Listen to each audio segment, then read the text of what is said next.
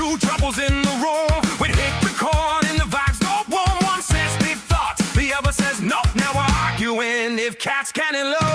We spill the tea, we spill the wine. Have the stories of yours and half of mine. We laugh, we cry, we overshare through our podcast. Now every now, just double the crutch. Double Trouble Live, with twice the mess. Double Trouble Live, no stress, just yes. We got hot takes, bad breaks, and zero two. Double Trouble Live, coming at you for the thrill. Oh yeah, Double Trouble Live.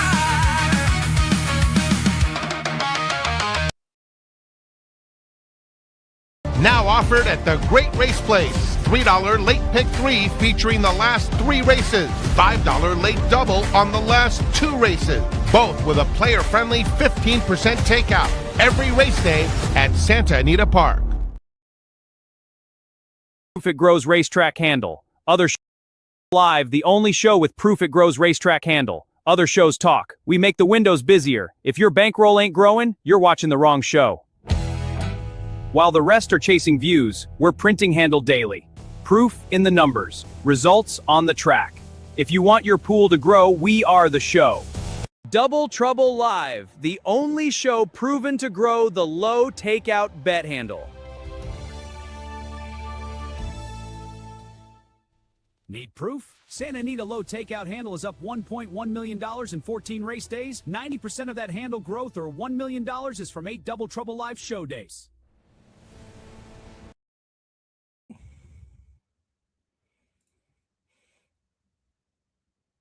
Hello, everyone, and welcome to the Low Takeout Boost crew. We couldn't do it without DTL. I mean, I figured I had to do that video, the handle growth, Frank, just on the shows. In an industry they say is dying, Frank, $1.1 million in the low takeout bets so far this meet. I mean, what can you say? Welcome to Double Trouble Live. I am Kieran Thornton, and I took over duties today. Frank's sitting there in the corner. We're trying to put the mute button on him. What's going on, Frank? Oh, there we go. Frank's muted. Bingo card. Take a drink, Jay. I'm glad you're in the chat room. I saw you there because Terry and I were worried about you last night about the whole tornado situation. So I kind of think if it was a tornado versus you, I think you, the tornado, would beat the real tornado. So glad you're marked safe and in the chat room. Tough sequence, man. Really hard. Really hard. I mean, when I wrote to my guys today, I started off very tough late sequence today at Santa Anita. And then the last sentence I put is, this is the toughest card I've seen at the meet. It will chalk or pay stacks. And that's the problem. It's, which side of the fence do you jump on? I mean, I tried to do a mix of both, but it could very well chalk out and you lose money chasing, the price horses, or there's absolute chaos and you're kicking yourself for not collecting a big payout. So that's the quandary today. Yeah. But I think it's a little different than yesterday, where we had some really strong favorites that you kind of needed to make a decision on, because as you saw, it did chalk out. We had Tate Bats at odds on. We had Queen Maxima at odds on. We had City Exile at close to odds on. And it still paid more. A couple of shots, but I was just going to say that. It still paid more. We hit it, and it still paid more than $3 win parlay. So, the old saying, the old horse player saying, even when you win, you lose. Well, in this new era, it's even when you win, you lose, but you still win. Yes. I mean, and it goes to the point. You give us horse players, a bet where we're enthusiastic about it. And look at me yesterday. I think I walked away with $3 profit and I churned like $1,000. But I had a lot of fun. We did the show, and that's what it's all about. I was churning. I had a chance for some huge scores, a horse coming a little earlier, or a horse not doing what he did. And I could have been looking at a monster day. So that's what I missed.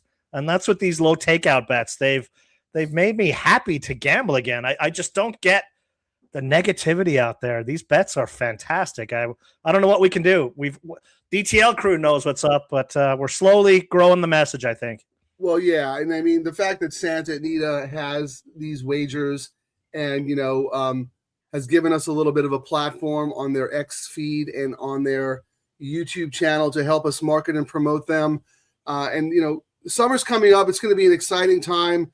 Our friend Chris Larmy, he's been on the show, author of the book over there, Betting on Horses. He does a lot of he compiles a lot of takeout data, and he just recently posted the upcoming Naira takeout. And look, there's a sea change. Naira is starting to prevent CAWs from access to a lot of their pools. So I feel like the messaging that we've been giving out and the DTL has been supporting from the West Coast to the East Coast is a little bit of a sea change. The retail players making a comeback, and the tracks are starting to realize that.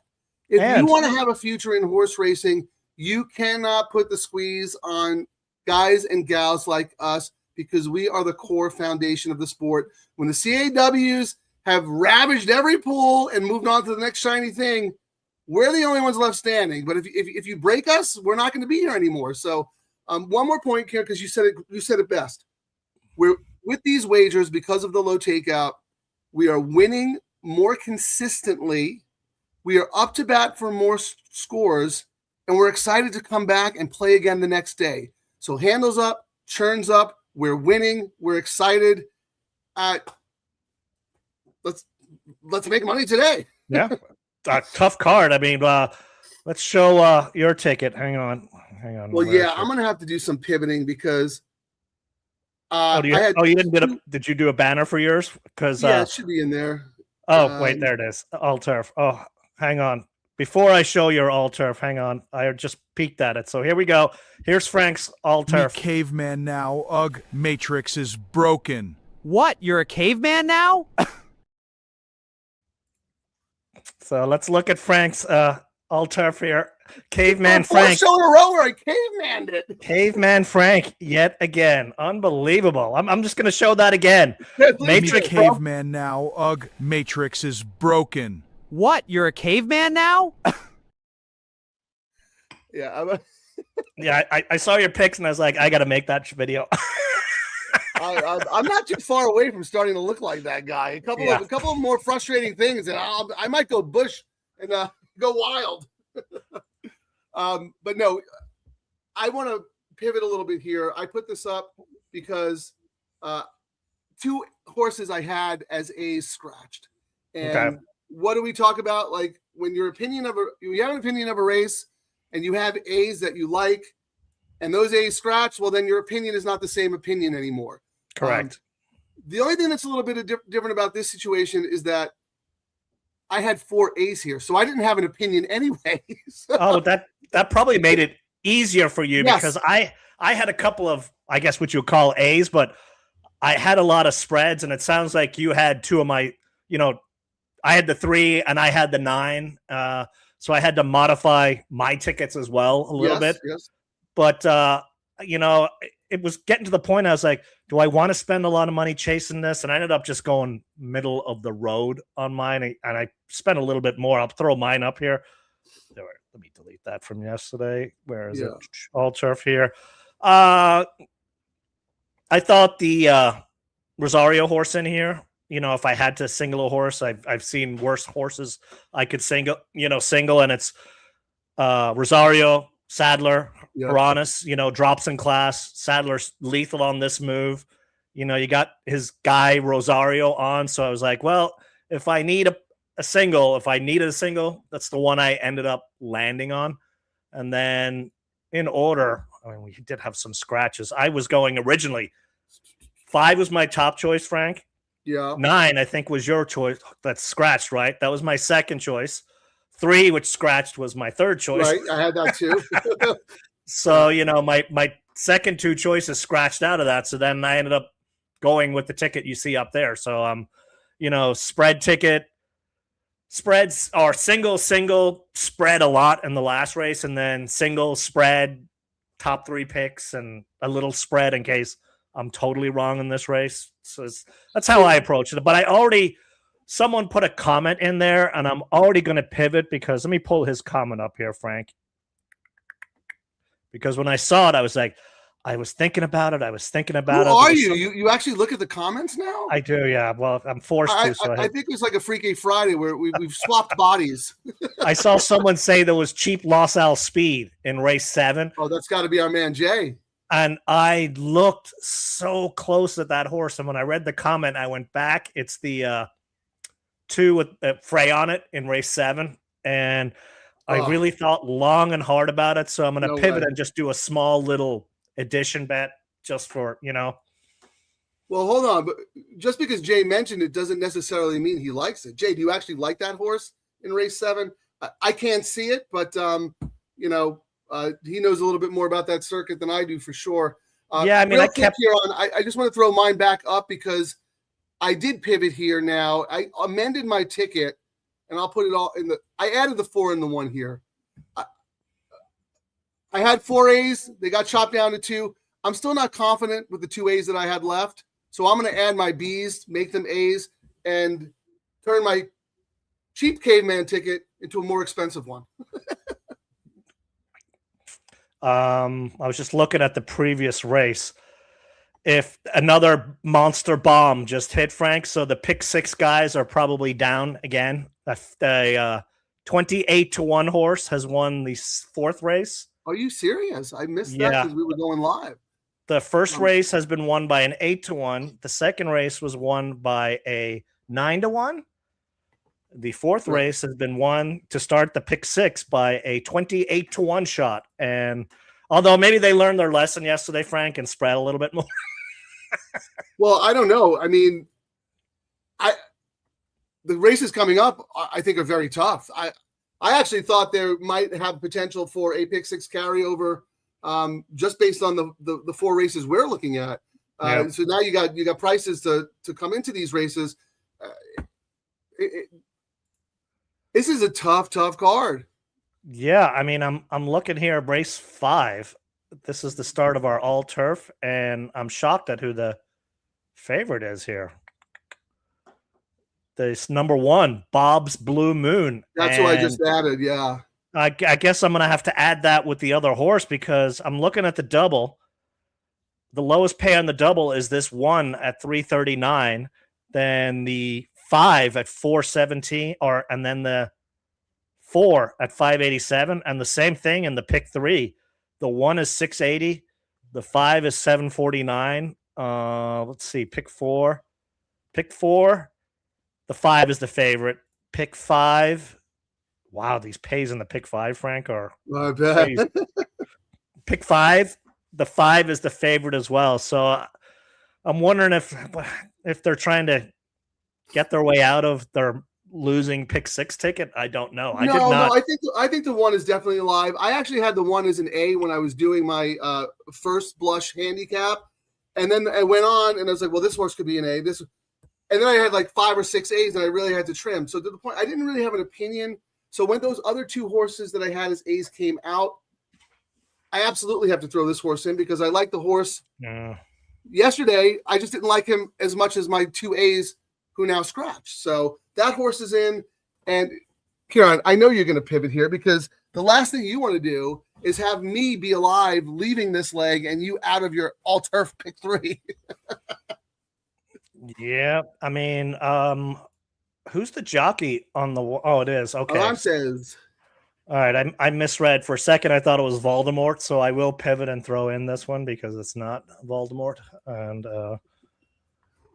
I was going to do. I guess I'm going to do 5-1 as my extra pivot in here with the 2, the cheap Los Al speed with 7-1-2.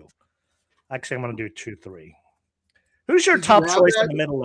Do you even have like in race 7? It was another like super difficult race. I ended up making the Phil Frazier horse my top pick in there, but that's a lukewarm top pick, if you know what I mean. Midnight or Rethink. What did you think of the middle leg? Yeah, again, not super strong, but I do think the 3 is a very, very strong, very logical contender and a likely winner. And then the other one I had was the 5, the Baltus horse with Ayuso. You know how we were talking about Freyzoo yesterday, kind of under the radar? Well, I saw might have been Quigley tweeted something out.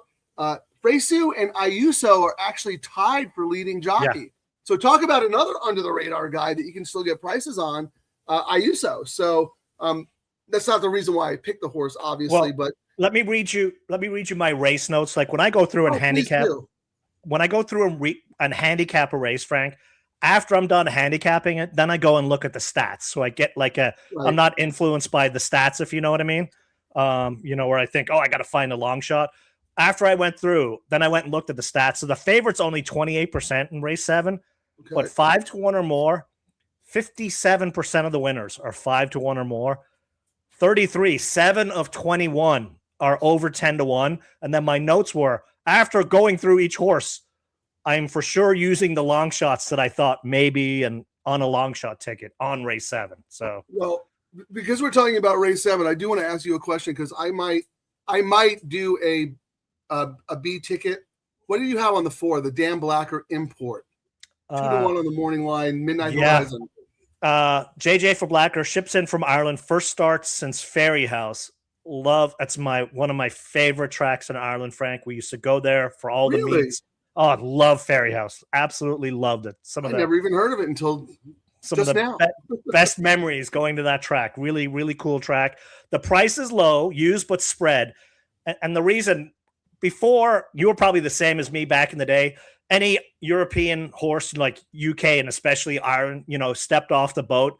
They just towered above the horses out here and won first out a lot of the time. We don't see that as much anymore, especially this year. I mean, looks great, but the Irish are just coming up just a tad short right now, and the Phil can't get them to win off the boat. Not anything negative about Blacker, but he's 0 for 2 shipping, recently. So I was like, there's a lot to like, but I kind of put it on my B ticket, if that makes sense. Well, yeah, no, that's what I had. I did have the horse as a B, but now that I'm looking, I might throw that horse in on a backup ticket and just go 10-5 here. My top 2 choices, single the 4 in the middle, and then come back with 2-1-7. Well, but I don't know if I want to spend any more money of that because I think I'd rather focus on the later parts because I'll have a better idea where I'm at and how much I am going to want to spend on my pick 3 and late double. I'm already spending 72 here, and it's caveman-y, so it means I don't really have an opinion. So why force it, right? Yeah, I mean, if my spread tickets of my chalk in this, my top pick in this race goes down, I'm already out like a bunch of money. But in that race 7, I really like a horse that makes no sense on paper, Frank. The number 8, Shining River. Was I supposed to act surprised? That happens like 4 times a show. But, it's one of those things, they used to be elite combination back in the day, and the stats are horrendous. Which horse? I'm sorry. I was talking over you. Shining River, number 8. Okay. But Hess is 0 for 18 second start. Kent is 0 for 4 for Hess. Last out was the first start since a low-level track in the UK, but the horse was up on the heels early, going down the hill. And as we know, it's very tough to debut on the hill, especially on the layoff for Euros. But I know from Phil, and I know some of these other trainers do it, and when you see it, they like doing that to put some speed into the Euros, and then they come back into a race like this. So I thought I was intrigued because of it, and then at the end of the sentence I wrote, I'm intrigued after now writing a Frankian novel on this horse, so I have to use it. So the fact that I wrote so much, I was like, well, you probably find yourself doing that sometimes in your writing. You're writing. All the time. And you have no intention of using the horse. And then you're like, oh, well, crap. Look how much I wrote on this horse. How do I not use it now? So that's such a funny point that you bring up because, when I write a lot of my like color stuff or like, frankly speaking, there's some times where I have an idea, but I don't really know what to say. So I just write, I write, and I give it to Terry, and Terry is like, no, what is the point?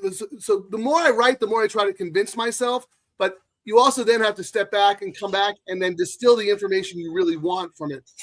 So when I write a lot about horses I end up not using, it's because I'm trying to convince myself why. Yeah. You know what I mean? Yes. And sometimes I'm wrong. I just end up, I write all that to convince myself why I'm not using the horse when I should be trying to convince myself to use the horse. I was just looking at our, the probables into the next leg, Frank, and I thought this 5, the Sadler Rosario horse would be getting a lot more play. Like right now, I thought, when I did my earlier race, the scratches may impact the race. The next race, Chasing Money, the Lee horse with Frey riding, I thought towered above everyone else. So I think using that 2 in race 6 is probably one of the better barometers we've seen recently. Sometimes we hem and a haw, but I think that 2 is a good horse in the next leg to see if anyone's getting some sneaky money in this one that we should be using. That's a good point. Yeah. And it absolutely is this. The number 1 into the 2 is 23. The 1 into the 1 is 22. And I'm just trying to see if the 5, actually there is something. The 5 is getting more play on the double, Frank. The 5 into the 2 is 18.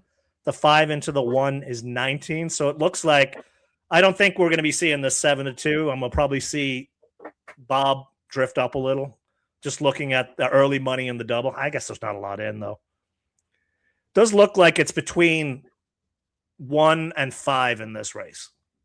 Well, yeah. Did we look at the will pays yet? I don't think we did, right? So We did. Yes, we went through it earlier. 1 is paying $680 in the pick 3, $749 to the 5 in the pick 3. Everything else is crazy. And in the double, 1 is the favorite at $339. 5 is second choice at $417. I'm actually going back. I wonder how much they put $50K into that double pool, Frank. But how would they have known they were going to go down in flames with a 28-1? I was trying to find a reason why they were doing it, but this one is live. Maybe they played the double pool because they were out of this, the previous, not the last one, but the race before. So they had to start doubles. They had to start up doubles from in the previous race because didn't the bomb win before that as well? Yes, race 1, race 2, both price horses. Well, let me ask you this, because we have not talked about the other horse I had as an A, and that's the 10, who now is my top pick based on the scratches that, by default, the 10 is now, the one I have first in line there. I mean, what more do you need to say? Jaramillo, third off the layoff, blah, blah, blah, blah, blah, blah. McCarthy, this is a movie does, profitable. We talk about a lot of times. Yeah, stats are stats, but if it has to be a profitable stat to really jump out. And when McCarthy does this, he makes money when he does it. So I have to agree with you on that one. I just look how far we've come, Kieran. Yesterday, Nick Sievers was complimenting us on how he went back and watched a couple of our early shows, and our wagering, we were a little rough. We weren't wagering as good as we are now, right? We evolved. And now, who's the jockey on the 10 again? Jaramillo. I even got the. Yeah, I mean, look at this. He was Jara 8 months ago, and now we're learning new languages. We're betting more efficiently. Yep. Smoothie time. Happy Sunday, everybody. There we go. I just liked. I ended up, and it might be just me being silly, seeing Rosario heating up, and me trying to jump on the Rosario bandwagon before all his horses get hammered, with me liking his Sadler Haranas horse a little bit more. No, but that horse absolutely figures though.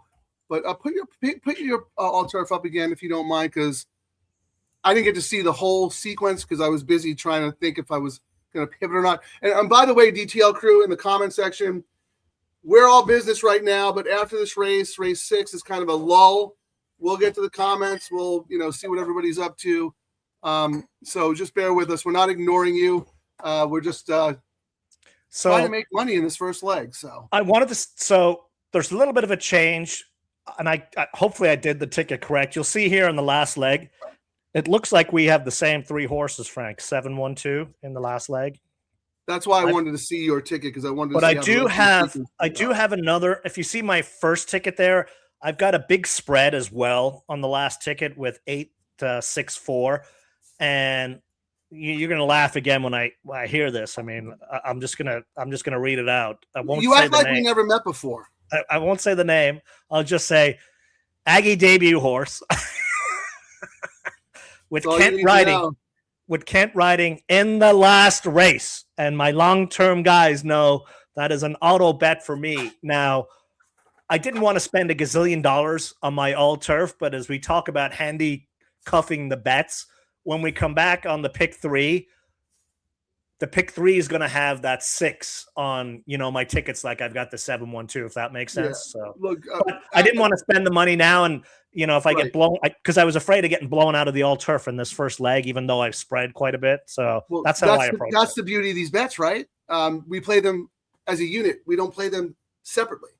We use the information and the horses that are on multiple legs judiciously, sometimes to hammer and press, sometimes to get more coverage in one leg than the other. But Kieran, I don't disagree with you at all. I thought that last race was impossible. My A's are 2-1-7.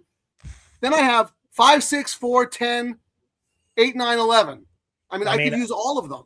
That last race, the favorite's 30%, but over 5-1 is 37%. Yeah, but also we got those first-time starters in there. Yes. Like lightly raised. That was a smart move by Santa Anita to put that. Oh, they made it because really they want to different. carry over going into Memorial Day weekend, and I think they might get it. I mean, even like the number 1 in there, Let It Begin in the last leg, Frank. Jaramillo for Carla, blinkers on, first time Lasix. But then my notes were Jaramillo is 0 for 5 for Carla, so she better make this the one he wins, or Jockey Agent's not going to answer the phone. You know what I mean? Yeah, but he ran so good on her horse. She had a first time starter yesterday who lost by this much. But here's the thing, because you started the discussion by saying, you thought that it had potential to chalk out, which I disagree with you, because it doesn't seem like you have a strong single in any of the leg, or do you? Am I missing something? I've got strong single in the first leg here, the 5. I got a strong single in the second, the Phil Freyshoe horse, and I did I'll just, if you forced me to single in the last race, Goji the number 7, Freyshoe for Papa, they're winning 29%. Papa's 31% when his horse is a beaten favorite. And then my notes were, this will be the robot pick if I was to guess. And then looking how yesterday, the 10 was the robot pick, and I said it earlier, I thought it would be, and it ended up just squeaking out the win. That's where I went there. But then I just had so many question marks, and there was I was first time starters, it's tough. Yeah, I was hoping the 12 got in. She's no quant even on that post, but did not. And then after that, it was like, geez, it could be wide open. How are we doing on time here? I'm 7 minutes. A couple of bets. Yeah, we've got 7 minutes. Like that last race, Volcanologist, the Andy horse, Ricky hops on, and he's won. Sneaky. He's won 2 rides for him on prices. Second career race, Andy Mathis is 22%. Sharp works as well. Use somewhere. And then I had some notes about how did Andy had a horse yesterday, and I'm still questioning if he's on the up and up. And the horse stumbled badly and probably would have won the race. So that was why I ended up upgrading this horse of his here. Simple as that. But that being said, it's not like yesterday where, Queen Maxima or Tate Bat, like those horses looked like singles, and there was a very strong chance that they were going to run to their short odds, right? Correct. Whereas here, none of these horses are going to go off odds on, right? That's why it's very, very wide open. But a lot of times when it's races like this, the lukewarm favorite does end up winning, Yeah, and you don't end up getting, like, you think, oh, well, there was a bunch of 3-1 horses, I should really get paid in it, and then you don't, because they've come in and just hammered every combination off that, like the same thinking, All right. 7, 1, 2, so 5. I want to see. Okay, so you do have single the 5 on 2 tickets, and then 10, 4, 6, 7. So I don't think I'm using that 7, am I? No, Minister. No, I'm in the wrong race here. No, I'm not. Minister Shane. Yeah, which race is that now? Starting the all turf here. You have a backup ticket. You have the 5 singled on 2. That's your A line. You know, Okay. And then you have 10, 4, 6, 7. Oh, I do not have the 6 or the 7.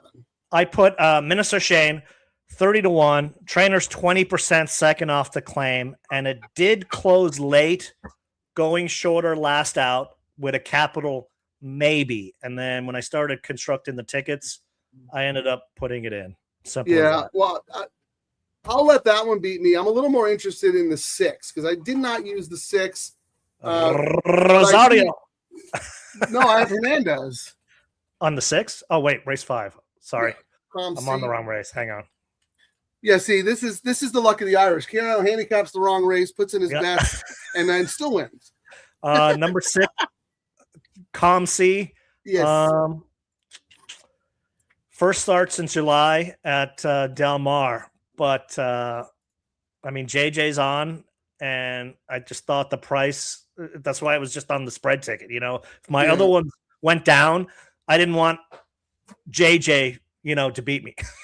Okay, no, fair enough. I mean, Simple as that. look, we strategize these bets accordingly because if you get out of this leg, you then have we've options got in the first leg of the late pick 3, which is the middle leg of this bet. You know what I mean? Yeah, just need to get out of this leg, and then my planned pick 3 bets will cover some of the holes that I have on this ticket. So, right. Yeah, if you're supposed to have a crazy AI price. start I'm doing that for screwed. you, remember? Well, I'm looking again at the board here, the will pays. So, because I want to see if if the tote reflects what we see in the will pays, and we said it was the 1, the 5, and the 4. Like in the will pays, it's a 3-horse race. Is anyone else taking money? 1, 5, 4. Oh, my 10. My 10's taking money. My 10 wasn't betting the multis, but is certainly bet a little bit on the tote. Yeah, 10.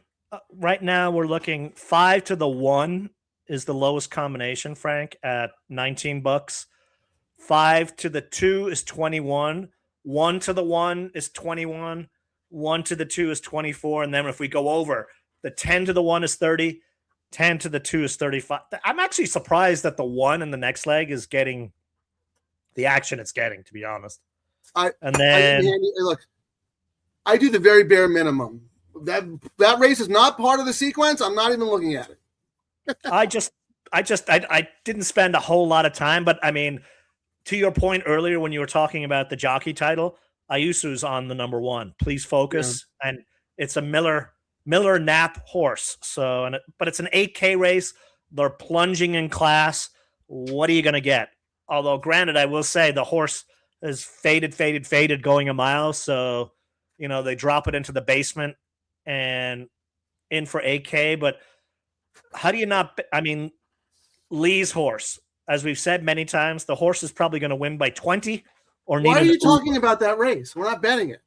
Well, so we can see. They'll go into the gate. I'm betting win money on the 10.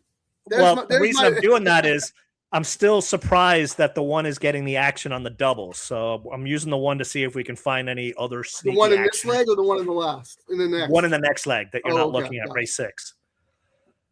The only other one getting. You gotta look at the board now because there might be a horse you like that's a good price that you want to bet to win.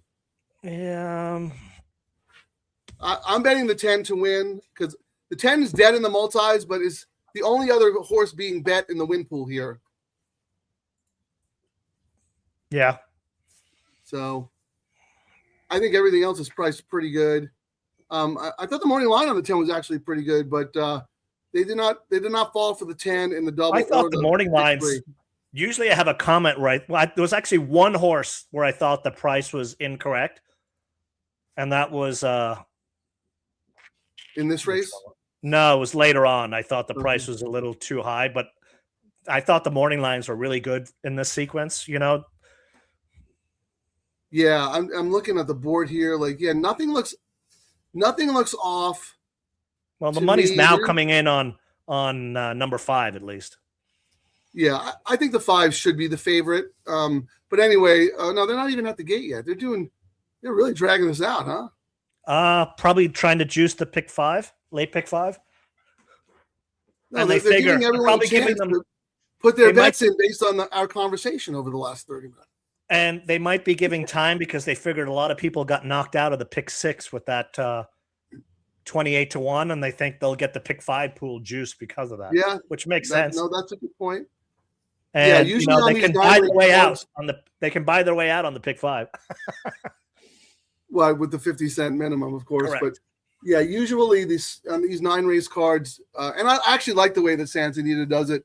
They start the all turf in race 5, and that is also the start of the 50-cent pick 5 as well. The only thing that's missing is this 6th race. It's a dead race. It's like they got to figure out. Well, I mean, you figured out how to do it, but we're no longer revealing trade secrets on the show because there are Chinese spies infiltrating us.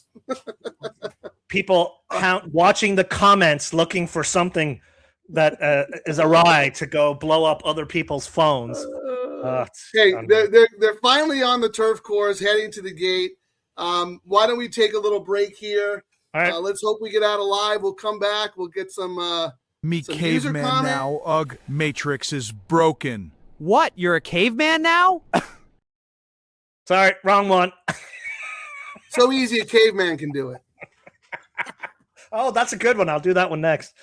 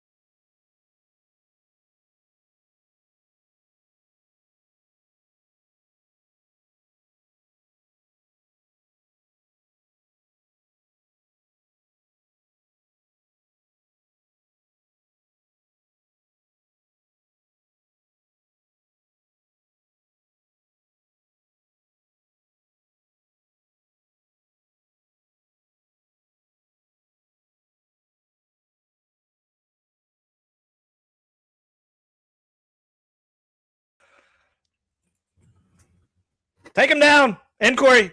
Where is it? Where's the inquiry sign? Was there a foul? Well, Orentas should say there was a foul. He won't win it. Nah, nothing happened. The one just got totally boxed in. Okay.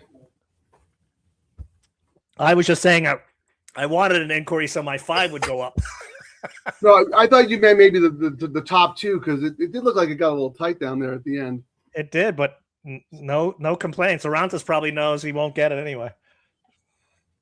Oh, I see. I'm watching the replay on FanDuel on the big TV. I see exactly what you mean. So, he got boxed in, like he was making a move, and yep, he should have just tipped out earlier. Yep. But you know what? He's young. He's learning. But that horse was really loaded. Oh yeah, that horse was live. You know, that's a note. Like they knew that horse was the real deal. Well, it was really. We looked at the multis. It was just a 3-horse race, and they ran 1, 2, 3. I got suckered in on the 10, who was dead in the multis, but you know was the only other horse taking some money. I don't know why Rosario was trying to do those fractions. That was a little surprising to me on that. Well, the horse, has speed, was dropping in class. Well, all I know is that I'm glad my other 2A's scratched because of that. I had the 4 as a B, but I upgraded to an A. So you are alive. A caveman can do it. Even a caveman can do it. And my spread ticket made it out, and I don't have the 5, but I'm singling the 3 in the next leg. But we have the same horses in the last. So you know what's going to happen, right? 5 is going to win the middle leg, and 6 is going to win the last leg. Well, that's why we have to plug the holes in the leaking ship. Well, the thing is, I actually get to plug the hole, and this is one of those times, even though I spent a little bit more money on the pivot, adding those other horses in, if I show my pick 3 now, you'll see what my thinking was, Frank. So if you see on my pick 3 here, all those 7-1-2s that you saw earlier, I threw the 6 in here. So explain that a little bit, because we have a lot of new, constantly have new audience members, and we talk about betting these bets all together. Do not view them separately, and this is a perfect example why. So go ahead. We do not. I mean, in a perfect world, we'll win all of these tickets. Well, most of them 2 out of 3 because there's combinations that are similar in it. But if I had thrown that 6 in on my original ticket here, they would have started getting exponentially more. And the second point is the all turf has not been paying as much as the pick 6 has been, or the pick 3 has been paying. So I did not want to spend more, but I did like it. But I knew the fact if I could get out of this leg alive, I'll have similar horses starting the pick 3. And then on my pick 3, I can add extra coverage. So I've got multiple bets going with more coverage, but I'm still alive on my earlier bets without breaking the bankroll. Simple as that. And look, we're not saying this is the only way to do it. No, we're still learning. We are still. Someone might say, you know what? I think that's a horrible way to do it, because correct. If you like the 6 on one wager, why you have to have them on the other, and that's fine. We're still learning how to do this as well, but this has worked for us so far, and we try to work with it a little bit of a bankroll here, right? Obviously, Kieran, if we're playing on your own and your bankroll wasn't an issue for the show, you probably would have that 6 on all of them. But we're trying to be a little strategical. Yeah, we would have had affordable if people want to piggyback us. We would have had one of Racing Down wins $800 ticket, and then he wins $49,000. I know. Dude is locked in, man. On fire. Yeah, he is absolutely someone you got to watch on Twitter. He posts his tickets out there. He posts his plays. I mean, like I got to say, we both write stuff for the Santa Anita website and Del Mar when it rolls around, but they say my dad used to do it all the time. Handicap the handicappers. If there's free information out there, suck it all up. See what everyone you might find a nugget of information that is enough for you to just add that one horse on a ticket that could be the difference on you. I mean, if the information's out there, suck it all up. And I didn't know RDW until we started doing the show, and then we became, friendly on X, and I started to look at his stuff a lot more. And then I'm going, wow, like, why is he even watching our show? Like, it's like we should be watching him. He's cleaning up. But that's it. We have a lot of really smart, sharp horse players in here who want to support the wagers because they're great value. And look, everyone's got an opinion, but I firmly believe that this is the only path forward to save horse racing. Bringing the retail player back and treating the retail player with respect. The days of eating half-eaten sandwiches out of the OTB garbage can, those are over. There's no stigma. There shouldn't be any stigma attached anymore about being a horse player.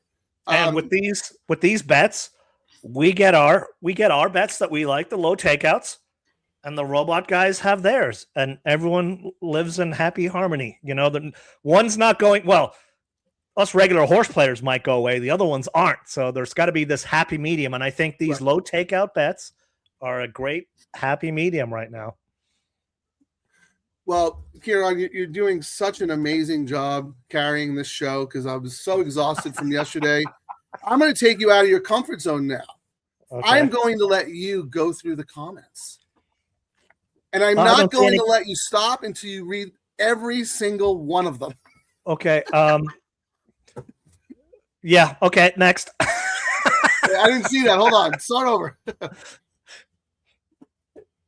Oh, thank you. Yeah, you too. Great. Okay. I don't know what that means. Oh, he did the Mark Gelding. It probably will pay well today. How much did that ticket cost anyway? All.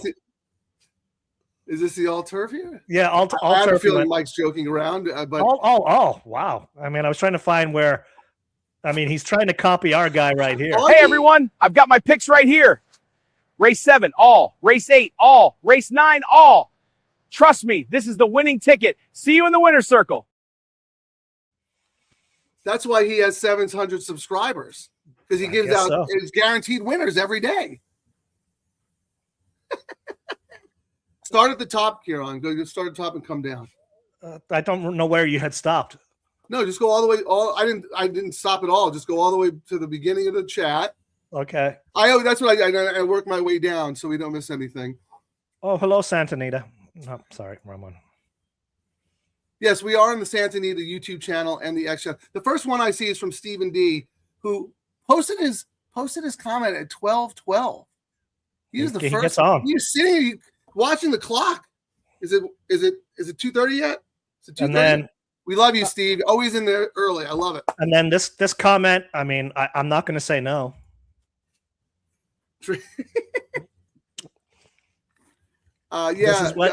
Jay was playing his own bingo card yesterday. The man was hunkered down in a tornado, watching and gambling with us. Just let off. Down win. Yeah, that was the 28-1. Yeah. Well, RDW, we are actually going to have you on the show and playing with us because, we need to start piggybacking some of the stuff you do. But we really appreciate you. Again, if you're not following him on X, please do. He gives out his grid, very generous with his opinion. And I know he works really, really hard. So sometimes, you get what you pay for with free information. Believe me, it's worth your while to check him out. I saw someone had a ticket there. Sorry, Charlie, that ticket went down the crapper, as they say. Minutes or we already went past that. Well, this one we absolutely agree with this one. We got to wait for the window. You might as well. This is like a softball for you. You got to tee it up. All right. I suppose we'll just play it. The greatest song ever made. DJ El Irlandas. Irlandas. DJ Ireland.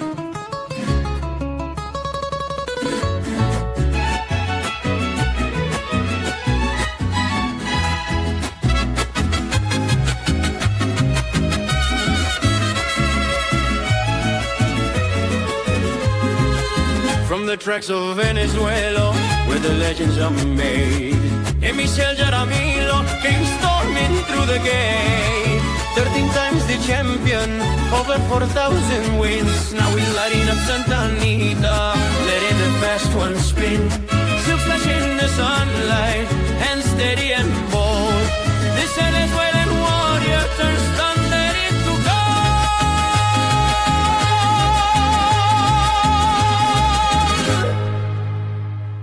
Whoa, Jaramillo, riding like the devil's on his step.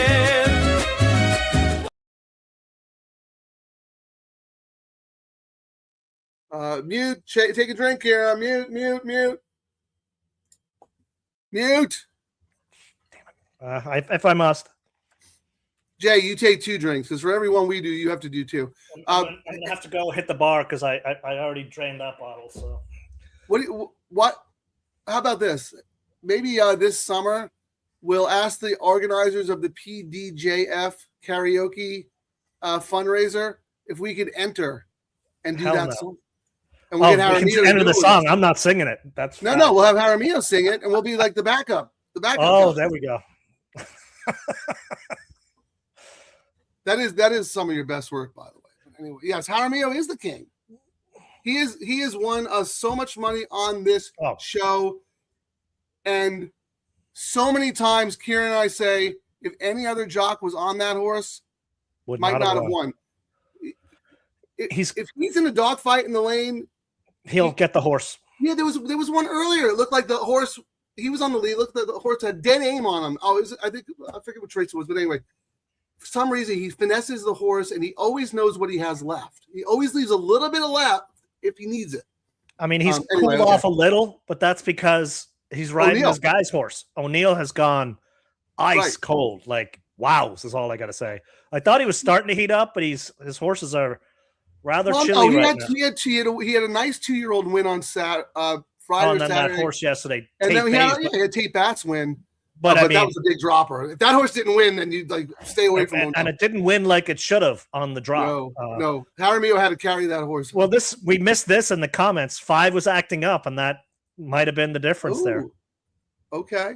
Yeah, Charlie, thank you so much for this information. Charlie has a very good eye.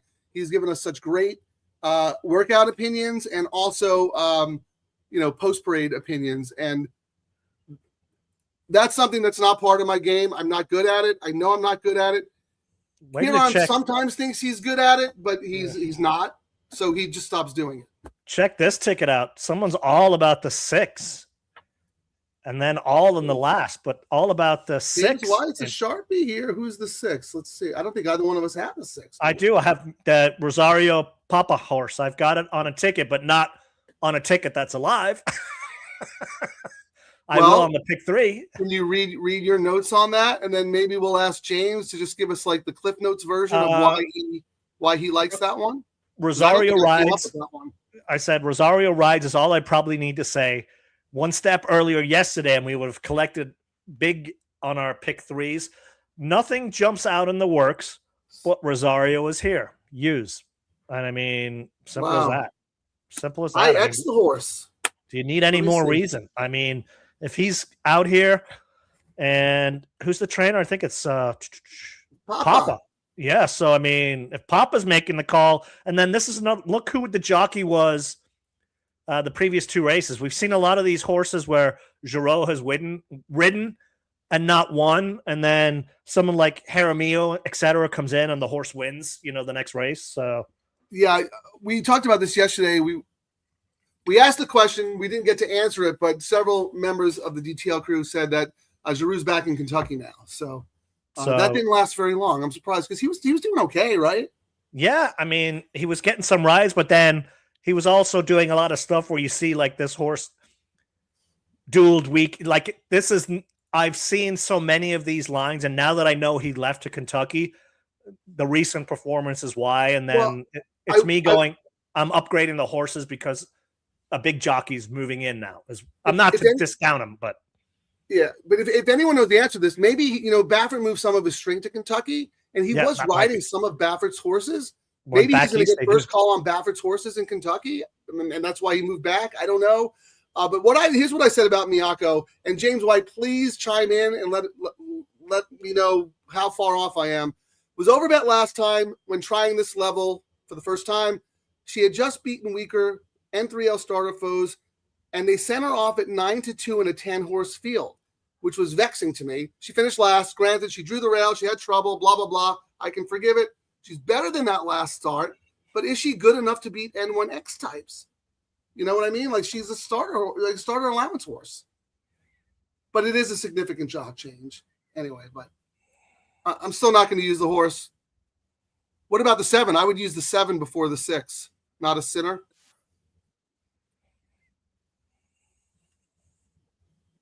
One that under issue who leaves for the Phil horse. Not surprising. Kimura rides always around the line at a minimum. Use an exactas and tries is what I said. Like, yeah, tough to bet with any confidence. Here, this is why RDW is hot. He's tailing Gelding. All. Those other two hosts. He must mean Terry and Shannon on Mark Gelding. Double trouble. Because he thinks we're idiots. Why use one double when you can use 3? I mean, obviously, people are going to choose 3 doubles over 1 double, right? The more, the better. Yep. Oh, this is the one we always forget, Frank. We actually just need the subscribe is what we need. We need to push those numbers up because these donkey shows are able to go. We got 800,000 followers, but no one. We already know for a fact that we have a huge fan of lurkers. Oh yeah, who won't show their face and subscribe. But yeah, thank you, Steve. That is very, very important. Yeah, I mean, we do a terrible job. We do a terrible job at that, Kieran. I mean, I'm scrolling through the comments here because we can't beg Kieran's ADD refused to let him get through like 2 comments. How about this? Let's look at Charlie's ticket. I showed it earlier and I removed it so he didn't get mad and embarrassed. Charlie has no reason to be embarrassed. We have thick skin on this show. He wins a lot more than he loses. But yeah, okay. He'll come back with something else, I'm sure. I'm getting a sign from the executive producer. Stand by.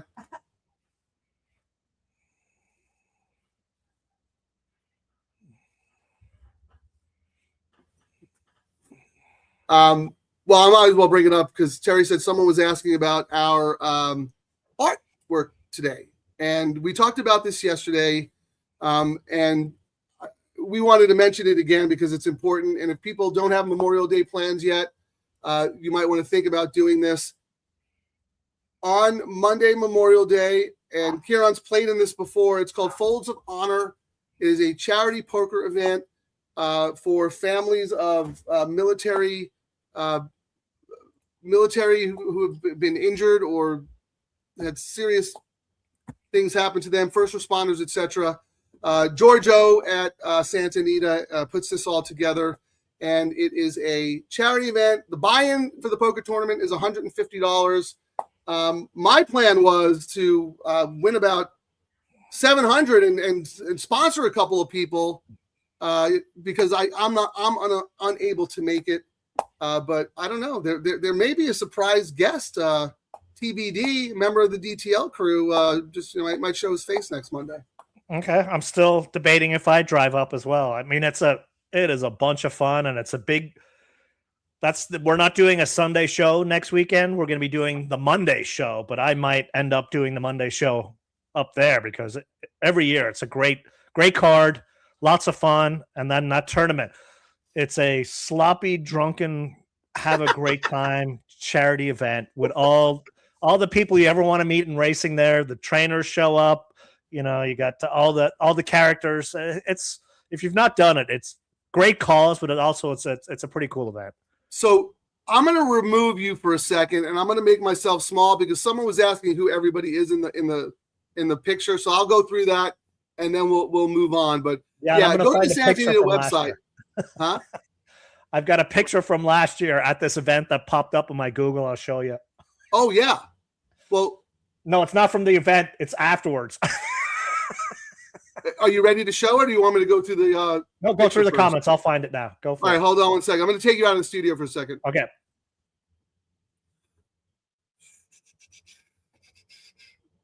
Oh, nope. Hold on. I'm just going to add him back.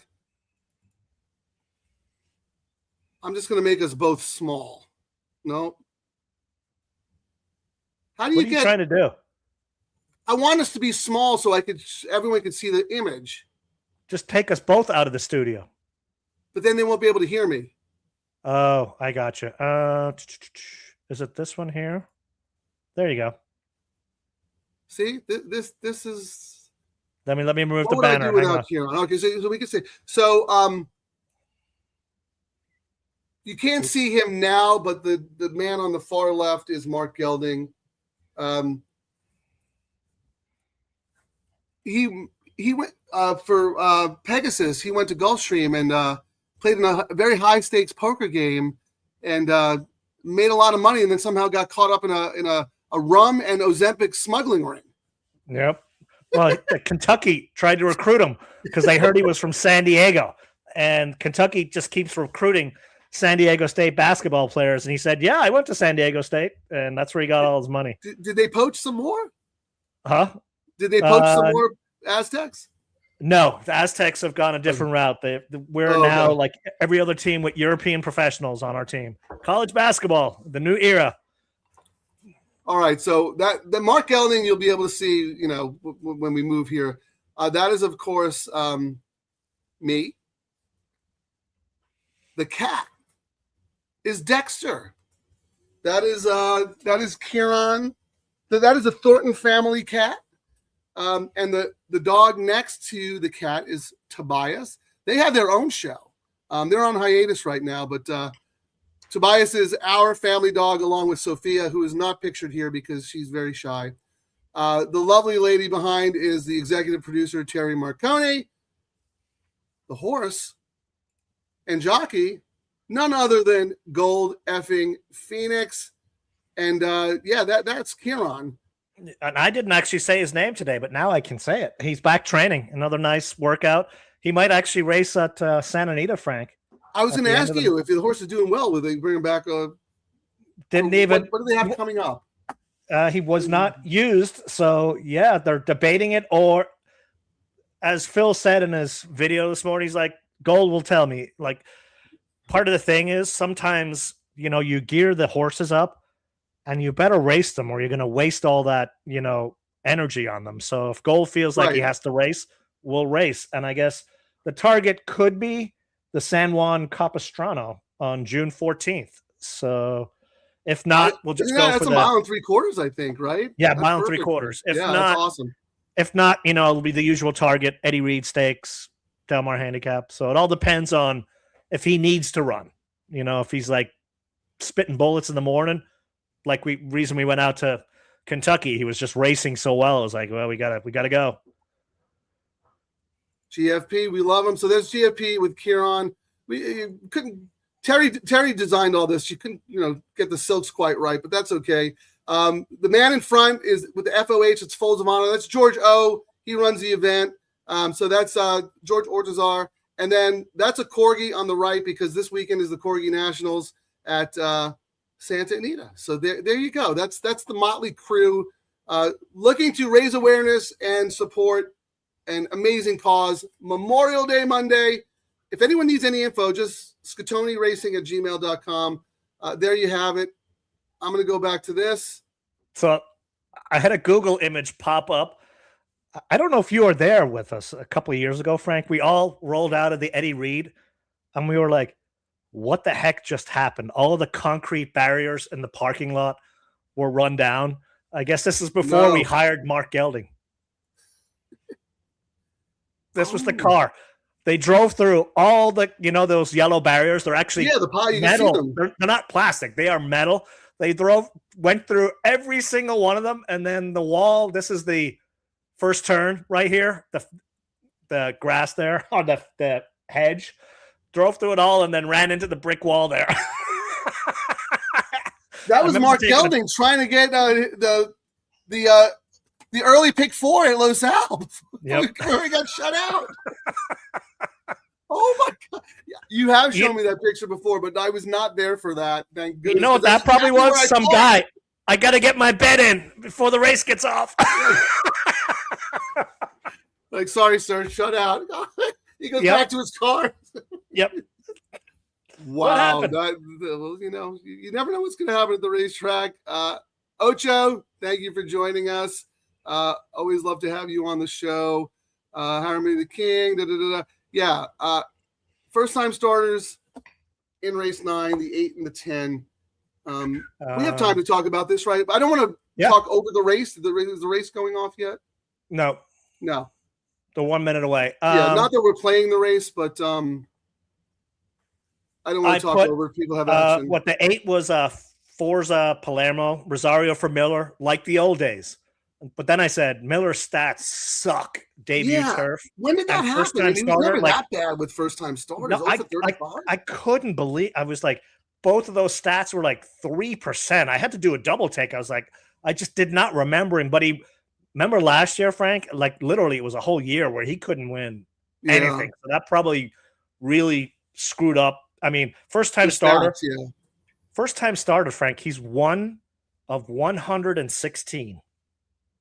That's insane. Debut turf, 1 of 36. Now, on the first time starters, 30% and 19%. They're just not winning for him. You know what I mean? They're around the wire, but they're just not winning. So, I mean, I get it. We see some of these trainers go through those. Periods.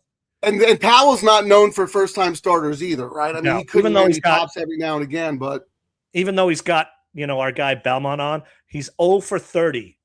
Powell, debut turf. And 1 for 15 first-time starters. I just put would be a huge upset. I mean, Santa Anita is going to be cheering for that 9 because it would probably guarantee another pick 6 carryover. Yeah, they're both sided by Mo Forza. I mean, who was a terrific turf miler for Peter Miller. Actually, I don't know. I did a little breeding stuff on Formulator. So obviously Mo Forza are a nice turf influence, but debut runners have not been Mo Forza's thing so far. And there was nothing on the dam side that made me want to like the 8. The 9, however, there was some turf breeding on the dam side. So if I had to pick between one of those 2 horses, I'd probably go with the 9. I'm going to look and see if I used any of them on my ticket because I did. I used the 8, Frank, just because it's Rosario and I was like pining for the old days when if you didn't bet a Rosario Miller horse, your ticket was poof. Yeah, well, RDW. We all have our weird things, right? I mean, yes, we do.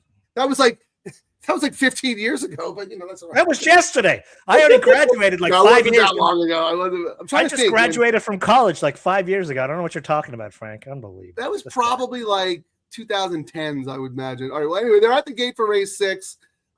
This has been fun going through the comments. We'll come back right after the race, look through the rest of them, and then it's time to get serious. All right. Good luck, everybody.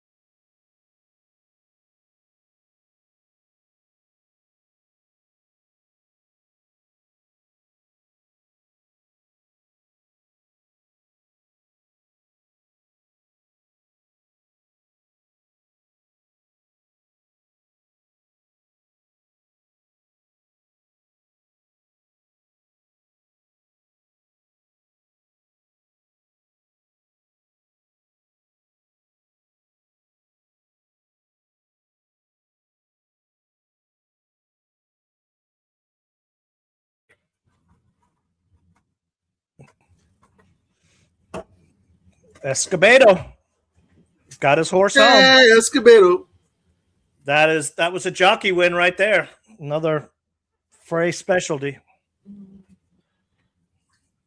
I put this up because during the break, Terry was mentioning that a few people in the chat room want to know if Mark Gelding sells his picks. I believe he's starting a website, isn't he? Oh, MarkGelding.com. Is that available? It's taken. It's not redirected yet, but his site is coming.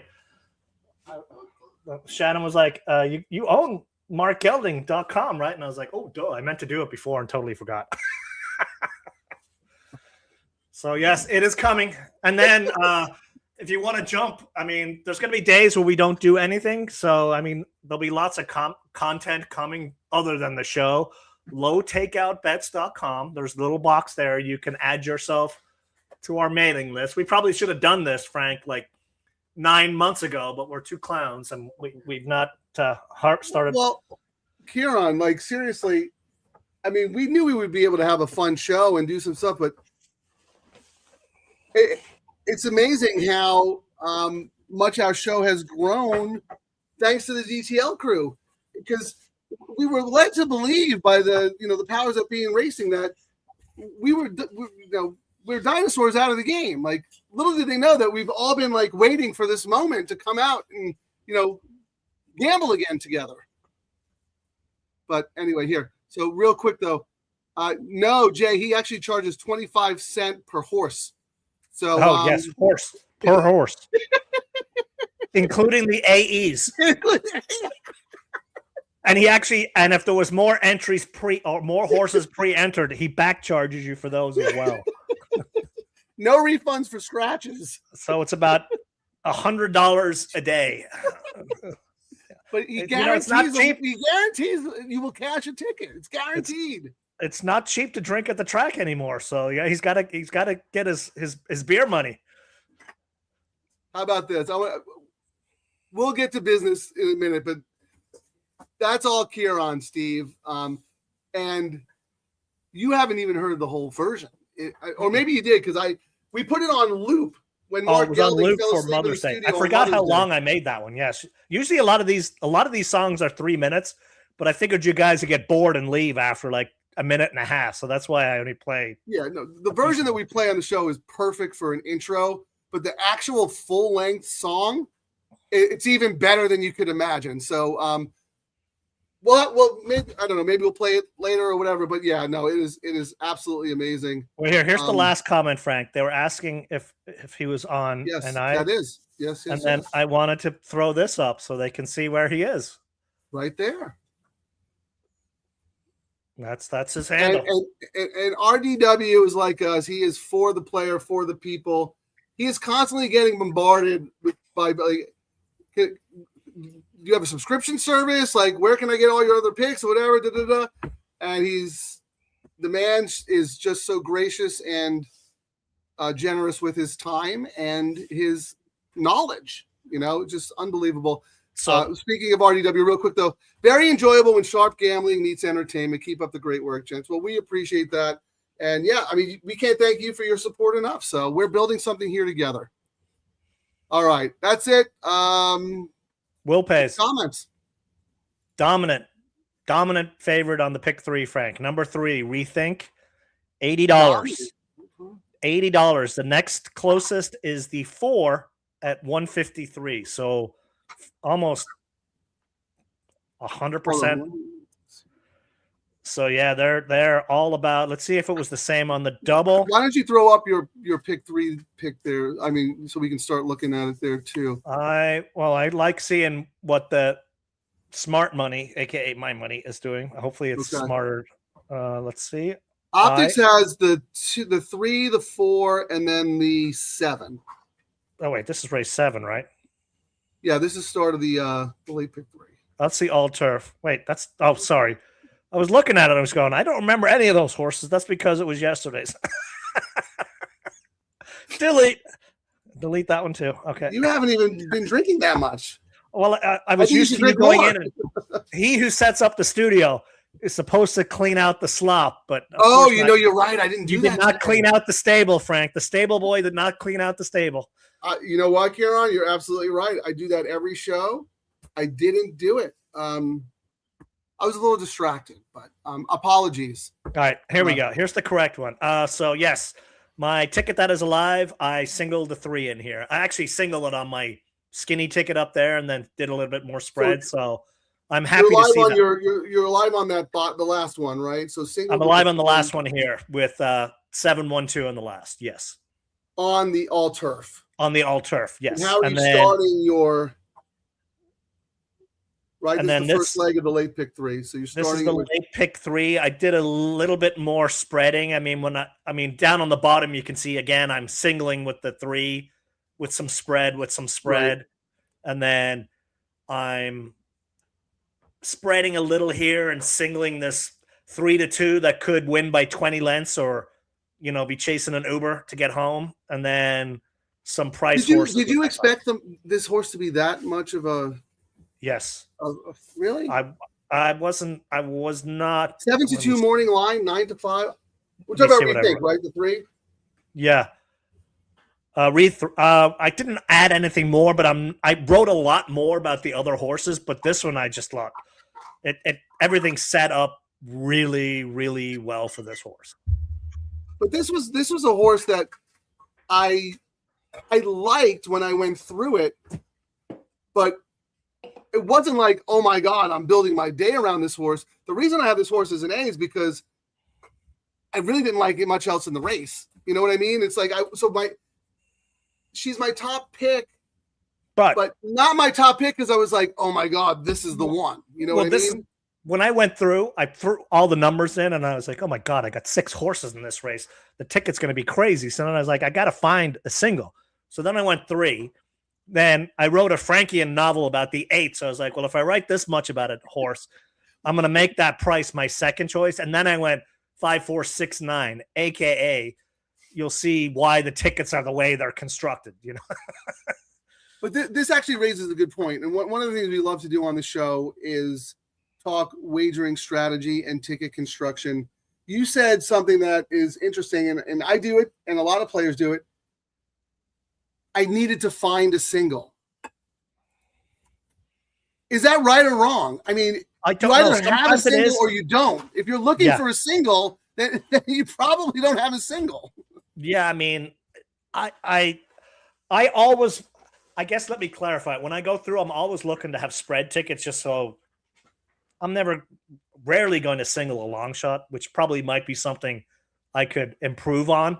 Right. Well, especially in these wagers for sure. Right. Yeah. So, I mean, that might be something to work on, but what was in the back of my mind is how much we're just talking up Freshu and how well he is riding right now and is still off the radar.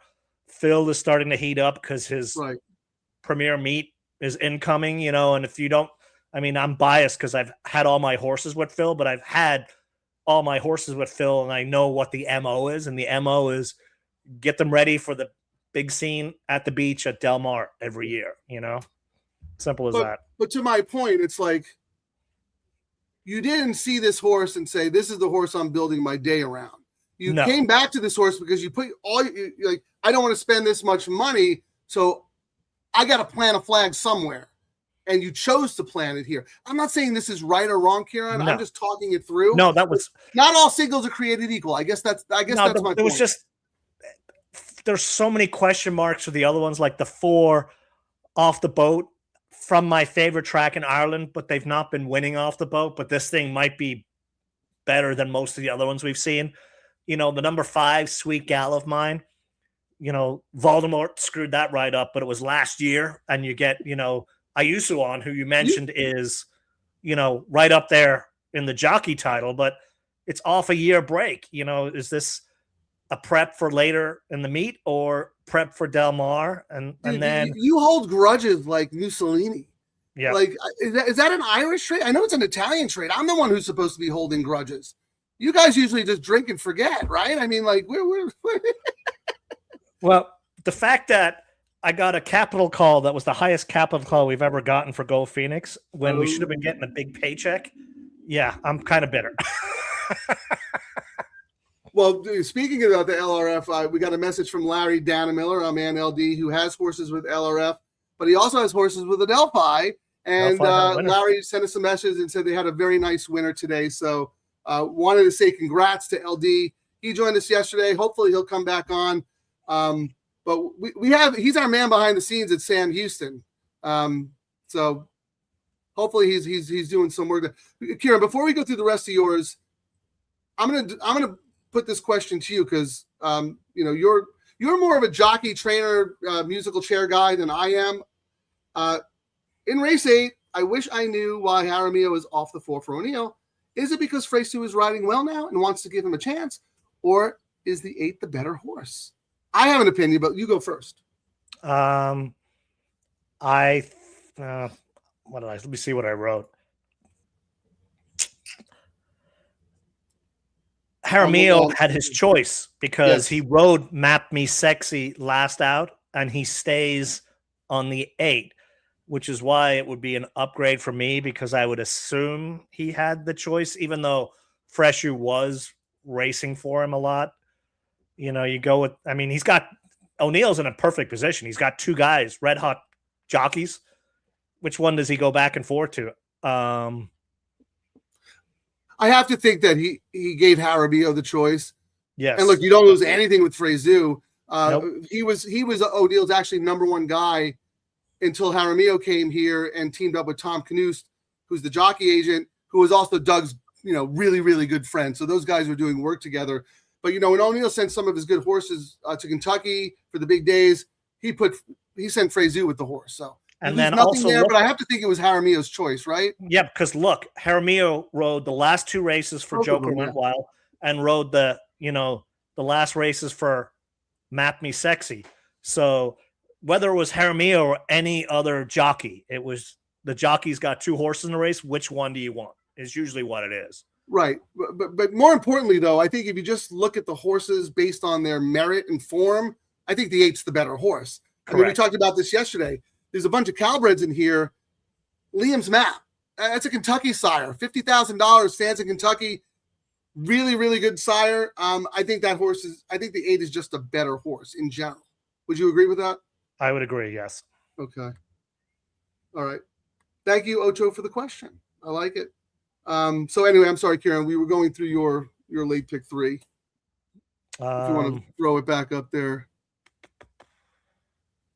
And then we'll look at mine. But yeah, the point I was making is not all singles are created equal. I understand why you did what you did. I wanted to spread some more in other legs. So I had to plant a flag somewhere else. And in race 8, the flag that I did plant there is not like Tate Bates yesterday. This number 5 in the next leg, what is it? 32 chunk. 32 chunk, yeah. Could win. The gates could open and the horse could be crossing the finish line, or it'll be 20 lengths back. What are you going to get? No, I don't think so. I don't think this is a win or last situation. This horse always fires and runs well. Well, my point was I didn't think it was a 3-2 in this race. I agree. That's what I was trying to say. I will say this about the morning lines. I actually like, it's Horse Racing Nation that use an algorithm. Ed DeRosa, Mark Midland, really, really sharp guys. They are very aggressive with with how they price favorites, and they're not afraid to tag a 50-1 on a horse either. No, John White was a phenomenal morning line maker, but he was a lot more conservative. This horse would have been 2-1 if John White was making the line. Like I've never seen so many 30-1s, which is great because many times I'd look at them, they'd have the horse at like 12-1. I'm like, this will be like 60-1. So that part of it I do like, there's a lot more aggressive on the higher end, which is what it should be. When a horse has absolutely zero chance, I mean, it might win and you'll get grief, but no way a 0 chance horse with like a 10 speed figure. It should be 12-1. Right. And then you have a horse who is going to go off at 3-5, but they want to make the race look competitive, so they make the horse 5-2. I understand both sides of the argument, but I'd much rather have this because if they're aggressively pricing this horse at 3-2, now I like this horse, don't get me wrong, but if I didn't, I am all about beating that horse because this horse does not deserve to be 3-2. Might go off at 3-2, and the morning line might be 100% right, but you and I both agree that this horse shouldn't be 3-2, right? I mean, Correct. I think that's a very aggressive pricing. But my point is, I think that's really good because in the multi-race sequences, if there's an aggressive favorite that you disagree with, you know a lot of people are just going to single that horse and move on, and get lazy about it, and that's where you make your money. That's where that's the part I do like. I was just looking at the will pays here, Frank, let's do that. If there was a sneaky one that's jumping out, and the sneaky one that's jumping out is that number 8, Shining River. I was just looking. So the pick 3, Frank. Yeah. We mentioned it earlier. 3, Rethink, dominant, $80. The next closest is 153 for the 4, the import from Ireland. Then the 5, Sweet Galamine. Then the 7, Not a Sinner, the Callahan horse are kind of next to each other. 1 is 344, and then 8 is 733. But when we look at the doubles, so the doubles, $343, 4 is almost twice that at 79. Then we go to the 6, got play in the double. The 7 got some more play in the double, but the 8, 197. I mean, we can see it. It's down from 15-1 to 9-1, but it's getting better action than you would think on the double. But I also could be confirmation bias. No. Or someone goes, Kieran, it's $197. No one likes that horse, Well, I'm looking at because I asked you earlier about the horse that was tagged at 2-1 on the morning line, the number 4 Midnight Horizon. That horse is 5-1 on the tote, so very, very chilly on the tote. What about the multis? Because I know you went through them again, but like now that I'm looking at the tote, was that horse favored in the multis, dead in the multis? Second choice in the multis, both in the double and the pick 3. So that actually price would probably come down. In the pick 3, it's the second choice. In the double, it's the third choice. They put more money on the 7 for the double, down to $52. So the 3 is 43, the 7 is 52, then the 4 is 79. Did I even use the 7? I'm trying to see. I did not even use. That's the one that runs second all the time. I mean, it did just win, but yeah, absolutely could win. That's the Callahan horse, right? Not a Sinner you're talking about. Yes. Yeah. So Rethink is 8-5. Well, I'm going to pull up optics here. I want to know if late money is going to show up on that Hernandez horse, the 4, because 2-1 on the line and is kind of chilly in the win pool. So optics has it Rethink at 1.6. That's pretty significant. And then second choice is the 7 at 4-1, and then the 4 at 5-1. So yeah, you said the 4 is third choice. So either a bad morning line or the computers are off on that horse. But you and I both, we're lukewarm on it as well, right? I know I was. But I mean, the site that I won't mention have the 4 going off at 2-1, which is interesting. They have it as 4, 8, 7. They actually gave the Kent de Sormo horse 19% chance of winning, 20% for the 4, which is the interesting. Oh, actually, I take back everything I said. I was looking at the wrong column, but it is still similar. Rethink is 2.32. Now I'm pulling a Kieran. This really is Freaky Friday. We swapped bodies. Yep. You're like Frankian, like all of a sudden you became scholarly. But anyway, so 2.32 on Rethink, and then the 4 is second choice at 4.74, but the 7 is right there at 4.94. Everybody else is kind of dead. So does the tote reflect that? 3, 4, 7. Do you have the 7 on a ticket? I do not have the 7 on the ticket. I just thought it was a tri-exacta horse, and fair enough. Just enough question marks. I mean, I like so many other horses in here, Yeah, that's the thing. This is another thing that we should discuss, because this is the race. This is a race where I feel a lot of people are going to go deep in, right? Because yes, seriously, 5 or 6 of these could win. I mean, I know Rethink is 8-5 or whatever, but Rethink does not have to win. It's not a strong single as far as I'm concerned. But sometimes I like to single in races like this because if I'm right, all that dead money for the people who spread are now with me going forward. And now I can spread where everybody else is tight. So you got to be a little bit contrarian when you're putting your tickets together. But at the same time, looking like, so we're both alive in the all turf. Let me put up mine because I want to see if I want to come back and do something in this leg. I just put in my late pick 3, but here, is that me? No, is this yesterday? For the next race, the 5 3-2 morning line. That's I'm going to look and see. So let's see if the 7's who's getting the play. So right now, 3 into the 5. Oh, it can't be right. 3 into double 5. Yeah, what's the favorite double combo right now? 3 into 5 is paying $10. Oh, God. 4 into 5 is paying, well, we saw $5 yesterday into Queen Maxima, so this is double. And look, that pick 3 and double paid pretty nice anyway. 4 into the 5 is 17. The third choice is the 7 into the 5, Frank. So it's getting play into this race. The 5 might be shorter than 3-2 based on what I'm seeing. And the 5 into the 5 into 5 is 34. So actually the third choice right now is the 7, not a center, that would knock us out of both of our tickets, Frank. Yeah, well, I'm going to come back and play. Might have to pivot. Yeah, I'm going to play a backup ticket here. Using. I'm probably not going to go deep. I'm just going to go. But then. What? You know you're going to do it. Just do it. Don't try to trick yourself out of it. You're going to do it. I'm trying to figure out if I want to use the Glad horse, go 7-1-2, or do I just want to go 7 with my long shot?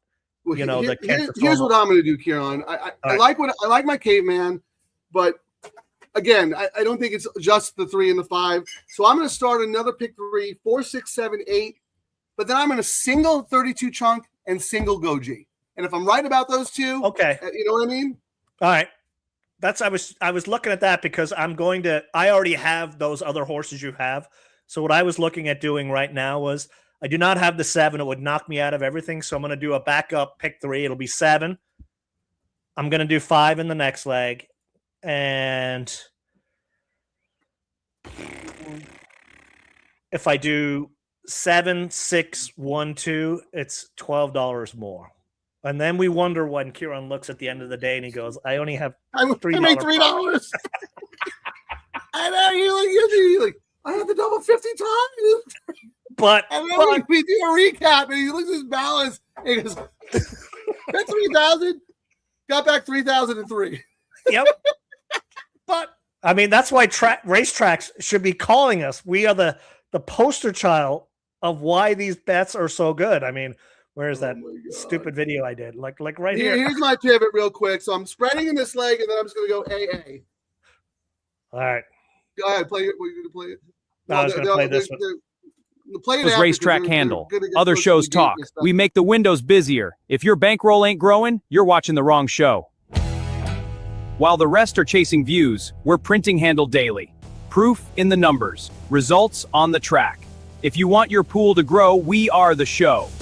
Double Trouble Live, the only show proven to grow the low takeout bet handle. Need proof? Santa Anita Low-Takeout handle is up $1.1 million in 14 race days. 90% of that handle growth, or $1 million, is from 8 Double Trouble Live show days.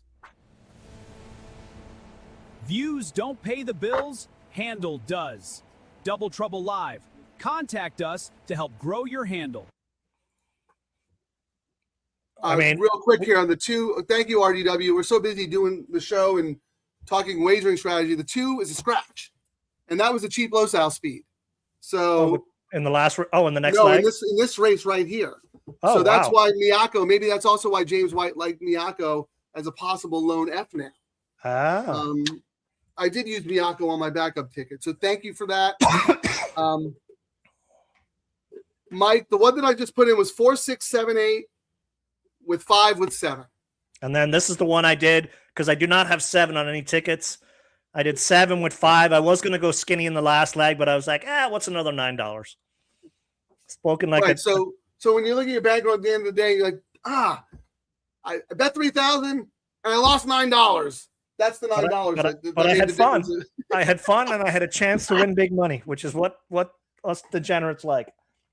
So yeah, with all the churn we do, maybe we can combine our points, rebate points, and get a gray flight line hat that was free 3 years ago at Del Mar. Yeah, a coupon for a hot dog on Tuesday. That's the other thing about California. The rebates are horrendous for us. It's not not fair. Yep. But here's the thing, RDW. I don't think the two, yes, speed in the race, but really, I mean, cheap speed. So there's a difference. I don't think that scratch impacts it that much because I think the 6 was going to bury that horse anyway. But maybe with the 2 in the race, Miyako would have had to work a little bit harder and softened up late. But I get it. So who do you have, Frank? Because you pivoted. So yeah, the 3 and the 5 are my main A's. And then my backup is 4, 6, 7, 8. But they're at the gate. Okay. Don't be late. Good luck, everybody. We'll be back.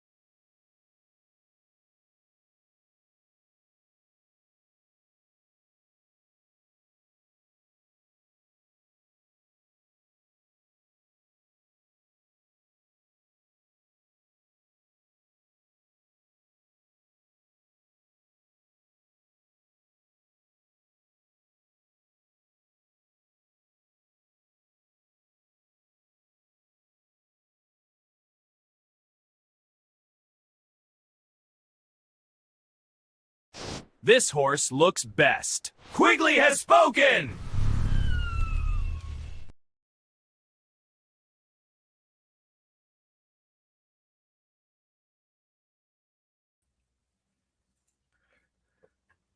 As Tom would say, easy game.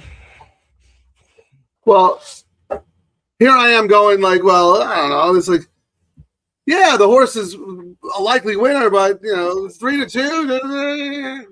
The horse should have been 1-5 the way the horse ran. What a performance! Although I will say, Bill is locked in, huh?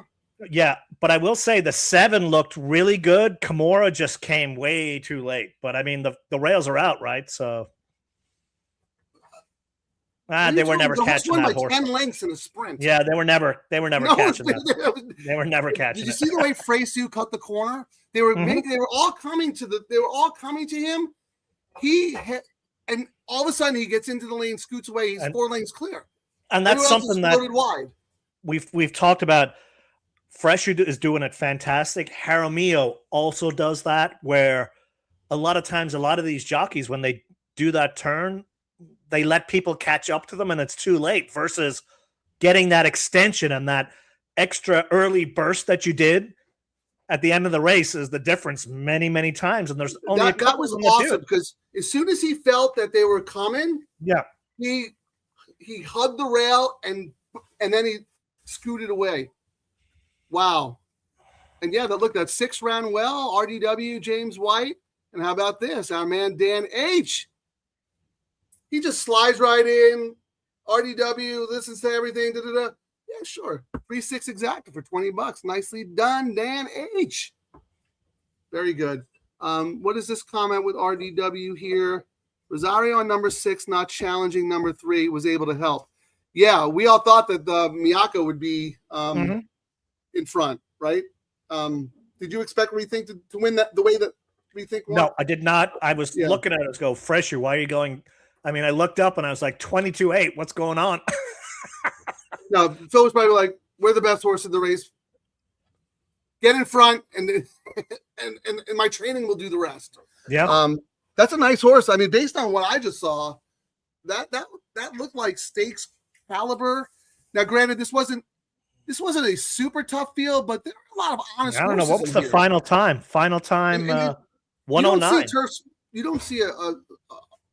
You don't usually see that much margin of victory in a turf sprint. Well, I mean, and the horse was pulling away. 22-8, 45-9. I mean, that was like. Well, actually, no, that's really slow. I mean, but the rails were out. Yeah. My buddy Frank Tate keeps a lot of statistics. Rails out, opening fractions, where the winners come from, all that stuff. It's hard to tell without looking at the card after. I use racingflow.com for my numbers. I think that's their QR code still up there in the top right corner. They do bias and flow numbers. Based on what you just told me, those fractions seem slow to me for a 6 furlong turf sprint. But maybe with the rails out and the run-up time and all that stuff, it wasn't. All I know is that the horse absolutely crushed them. Ocho's giving you props there. Nice single Kieran. Onward we go. Very good. So why don't we put up your all turf first. So actually, no, because this is a dirt race. Put up the late pick 3 so we can see who we're alive to. Now it's double time. Yes, it's double time. Come on. Pick 3. I'm alive on. Wait, hold on. Let me tickets. Let me mute. All right. I'm alive with my spread tickets, and I'm alive on my single ticket with different spread. So hold on here. So that first one, 385. That was right. So that's alive. 5 with 7, 1, 2, 6. The second one's dead, right? Correct. And then the last one is alive because that was your single spread. Nice. That's really good. Because now look, you got major options here. 5, 8, 3, 6, 7, 6, 8. And if you're asking why are those 2 tickets different, because one of them has like my crazy long bomb shots on it, Right, and, but you could still hit both of them. Which is great because now I'm alive to them, If the 5 wins, I'm looking great. Hit it twice with some, and you have more coverage. Yep. So yeah, no, I think this is what Nick Sievers was referring to yesterday. You evolved so much, Kieran, because early on, not that you were doing caveman tickets, but you were. I've just been used to it because I was a pick that you didn't want to lose, right? Yeah, that's just what I always done. There was no need, I liked all these horses, and I had a similar $150 budget for my pick 4s and pick 5s. You just hit more when you spread like this, and you get more coverage. And that's why I was asking about. Look, you went into the day and you looked at it. You weren't like, I'm building my whole day around Rethink. You did not think that. But after you did everything, and you're like, okay, I have to plant a flag somewhere. And if I'm right and I stuck to my tickets correctly, I'm gonna have plenty of options.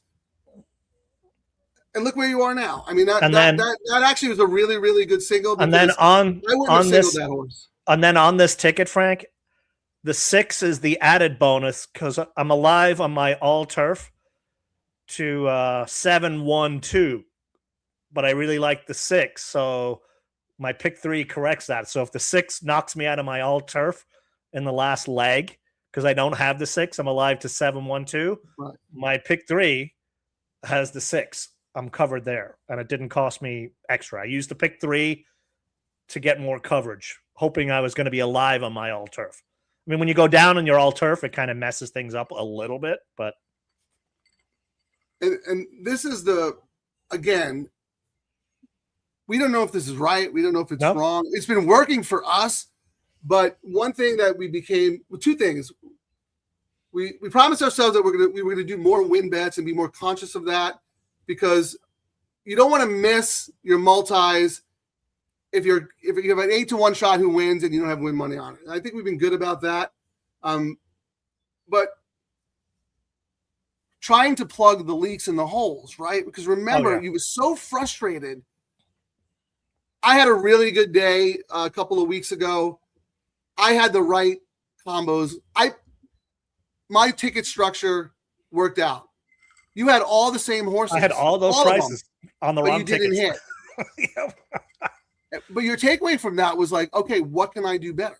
Like, where was the hole in my ticket? And you've been working on that. Like, I think that AI thing that we talked about a couple of days ago is brilliant. Because I have a feeling like I might have that situation where I have all the same horses as you, but I don't hit and you do because you singled rethink there. Yeah, and I mean, it's also coming back to, I said I needed to single, but I needed to single because I wanted to spread. Like I thought if I can connect on some prices and get these singles home, we should be looking at some very handsome pays today, I think. Well, that's exactly what I'm talking about, because that was a wagering decision. It was not a handicapping decision. No, wagering. That was strictly a wagering decision because you wanted to structure your tickets a certain way within a certain budget of your bankroll. And you planted a flag on that horse and you were right. And here we are. Let me put up my all turf and see what I'm alive to here. Who won that? Oh, this one here, right? 4 won the first leg, right? Correct. And then, so I'm alive to 217. So I don't have your 6 in the all turf. I don't have the 6 in the all turf, Frank. I'm alive on the same all turf as you. Oh, okay. So we're both 217. Oh, right. You're alive on 2 late pick 3 tickets. Okay. And then let me put up my late pick 3. Started with the 5, and I'm just caveman-y. 5, 3, 7. Wow, I'm all about the 217. So I'm gonna have to start looking at some doubles with my. I was just looking at the let's look at will pays. I was looking at the will pays into here, Frank. The pick 3, 5 is dominant. $44 for the pick 3. The next closest is the 3, Ahran's, the Sadler's Rosario horse, at 160. Then the 8 and the 6. Cruising for Cali actually is tied with 8, Map Me Sexy. That's on the pick 3. And the double, 5 is paying $11. Second choice is the 3 at 32. Third choice is the Cruising for Cali. Got money on both the pick 3 and the double, Frank. Did you have that on any of your tickets? I don't think I did. What number is that? And this is 6. what, race 8? Yes, number 6, Cruising for Cali. Here's my order of preference in race 8, Kieran. My A's are 5, 3, 7, and my B's are the 8 and the 6. So I like that horse 5th best. I went one. I liked it 4th best. Yeah, and I just wrote the thing about this race coming up, Frank. It was interesting. A lot of these horses all failed on turf. It was the weirdest. I've not seen it that much, where almost all these other horses sucked on turf last out after winning or running second on dirt before, and then they're all back again. So which one's going to be the real it was deal? almost like there was no race in the book for those horses, right? Yes. So they ran where they could to wait for this race. That's a very good point. We talk about conditions. Before you do say what you're going to say, because I think this is very important going forward, because now we're approaching late double time, and you mentioned this horse earlier, Volcanologist, the Andy Mathis horse in the last race. Our man Charlie has this to say Gonzalez has been on this horse the last 4 times in workouts. The horse has improved every time. He looked great with the Gonzalez on him. More to come. I had that horse as a B. I do not have that horse on any of my live tickets. So I'm going to have to start looking at doubles to that horse with the ones I like here. Do you have that horse on your tickets there, the 4?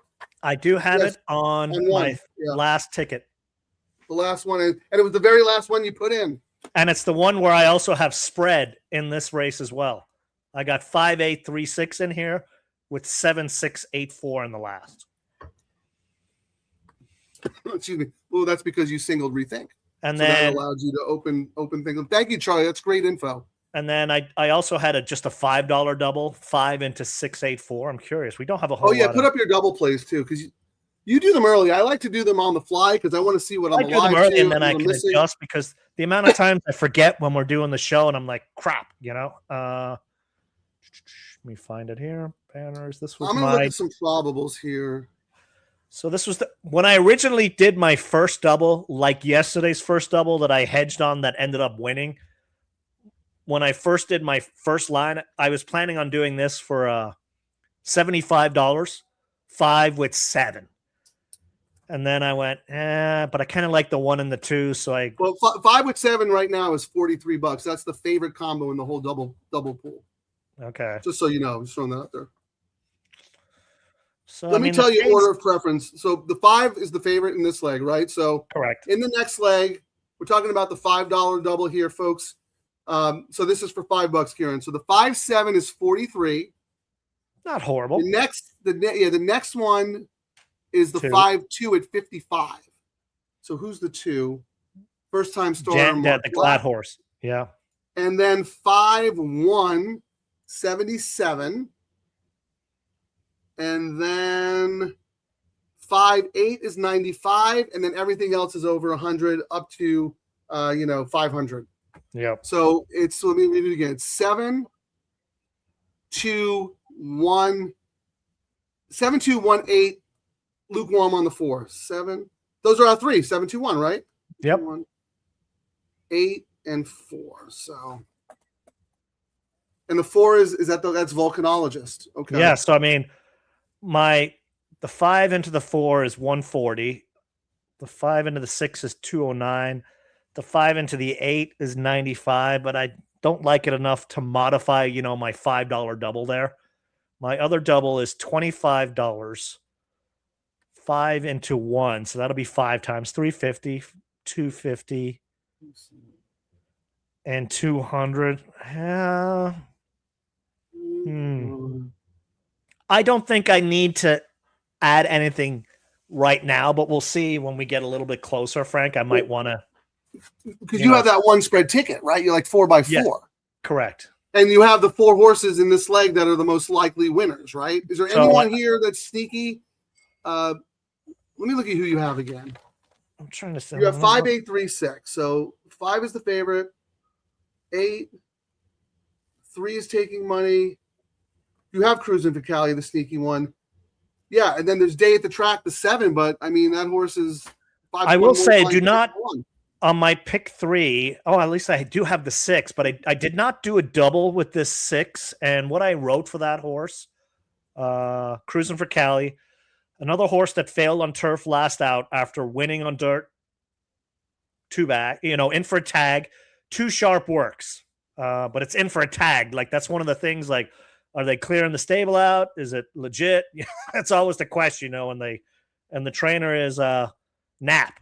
And he doesn't own it. So there was enough question marks. At least it's back at the same level. And was that race, the 7 furlong race, an anomaly, Frank? Because you saw like the speed figure 71, 76, 91. And then they went, okay, let's try turf now.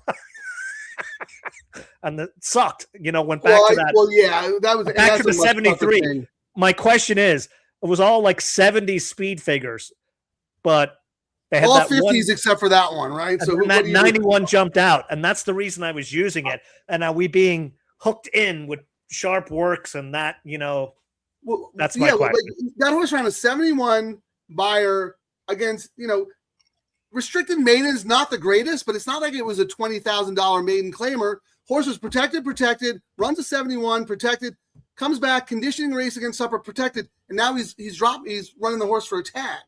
I think he thinks no one's going to take this horse, and this starter allowance condition, right? Is this a starter? Yeah, it's a starter. So this is much easier than the N1X. He's thinking maybe he puts one by the goalie. I don't know. But I'm going to tell you, I'm going to go, and while you keep talking, I'm going to look at the chart from that race where he put up the 71 and see the horses who came back and see if the guy was legit or not. You know what I mean? Yeah, I mean, my ranking in this, I'll just say this on the chalk. Kimura for Glad are 2 of 5 in the last 60 races. The usual Glatt stats. I don't need to run through it. He's 20% plus on everything.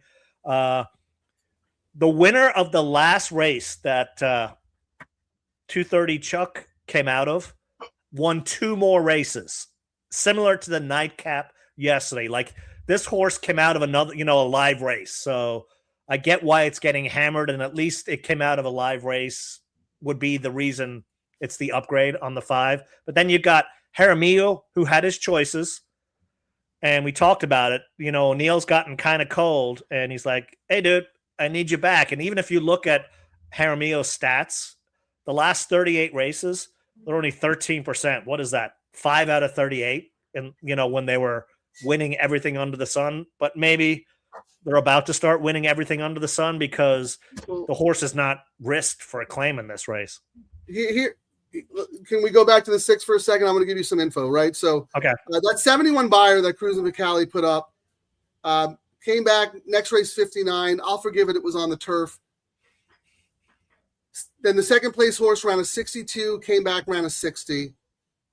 Third place horse ran a 61, came back, ran a -0. Oh, yikes. Fourth place horse ran a 61, came back and ran a 72, but that was at Turf Paradise. So, I mean, I don't think it's as fake as we think it is, but it's not as high as it should be. It's not accurate. It's probably should be more like a 65 would be my guess. Okay. So anyway, now, but I got to do something here because I think they're betting 32 buck Chuck, like, can't lose, right? I mean, hammered into all the multis.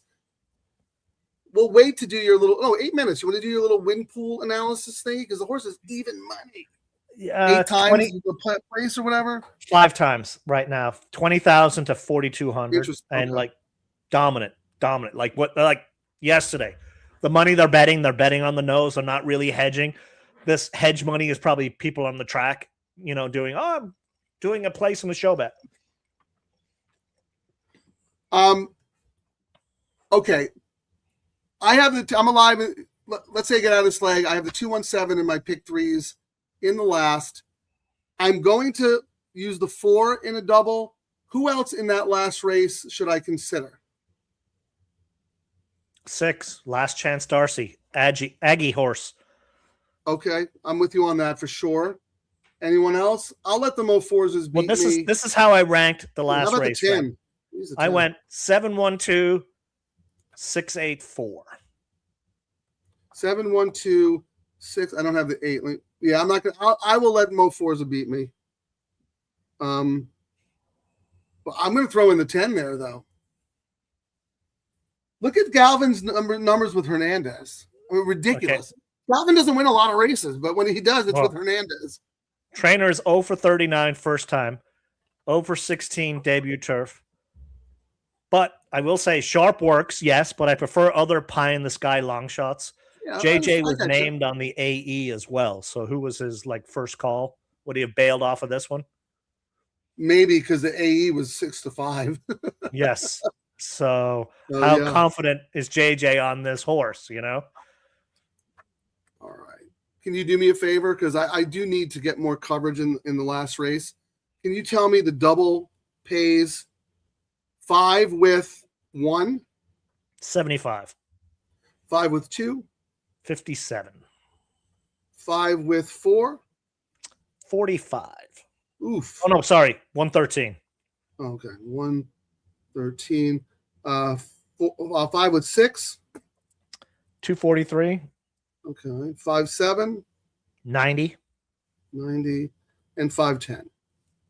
115. 115. I'm going to take the market signal here. That the 5 has a Massive pretty strong, right? Yeah. And if the 5 doesn't win, I do have 2 others as A's on my other tickets. So if the 5 wins, I need to make sure that if the 2-1-7 win the last race, I got to maximize that, right? Because the pick 3 is probably not going to pay all that much. And then there are a few horses, the 4, 6, and 10, who I don't have that I want to have with the 5. So I'm going to I don't know the denominations yet. I'll figure that out. But my double is going to be 5 with 2, 1, 7, 4, 6, 10, but in varying denominations. Because the market signal on the 5 is way stronger than I was expecting. Does that make sense, Kieran? It does. Me caveman now. Ugh, Matrix is broken. What? You're a caveman now?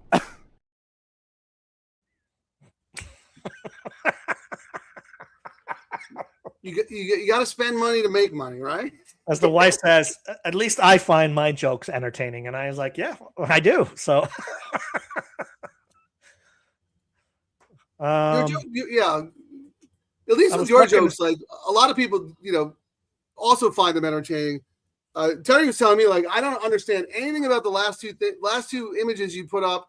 Like my Pegasus one and my Van Halen one.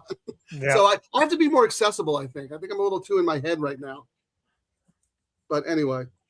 I'm trying to look and see, like, I like the pays with my $5 double that I have on my backup ticket. The 5 into the 684 are paying 5 into the 6, 242, 5 into the 4, 103. That dropped quite a bit from when we looked. Interesting. Which one?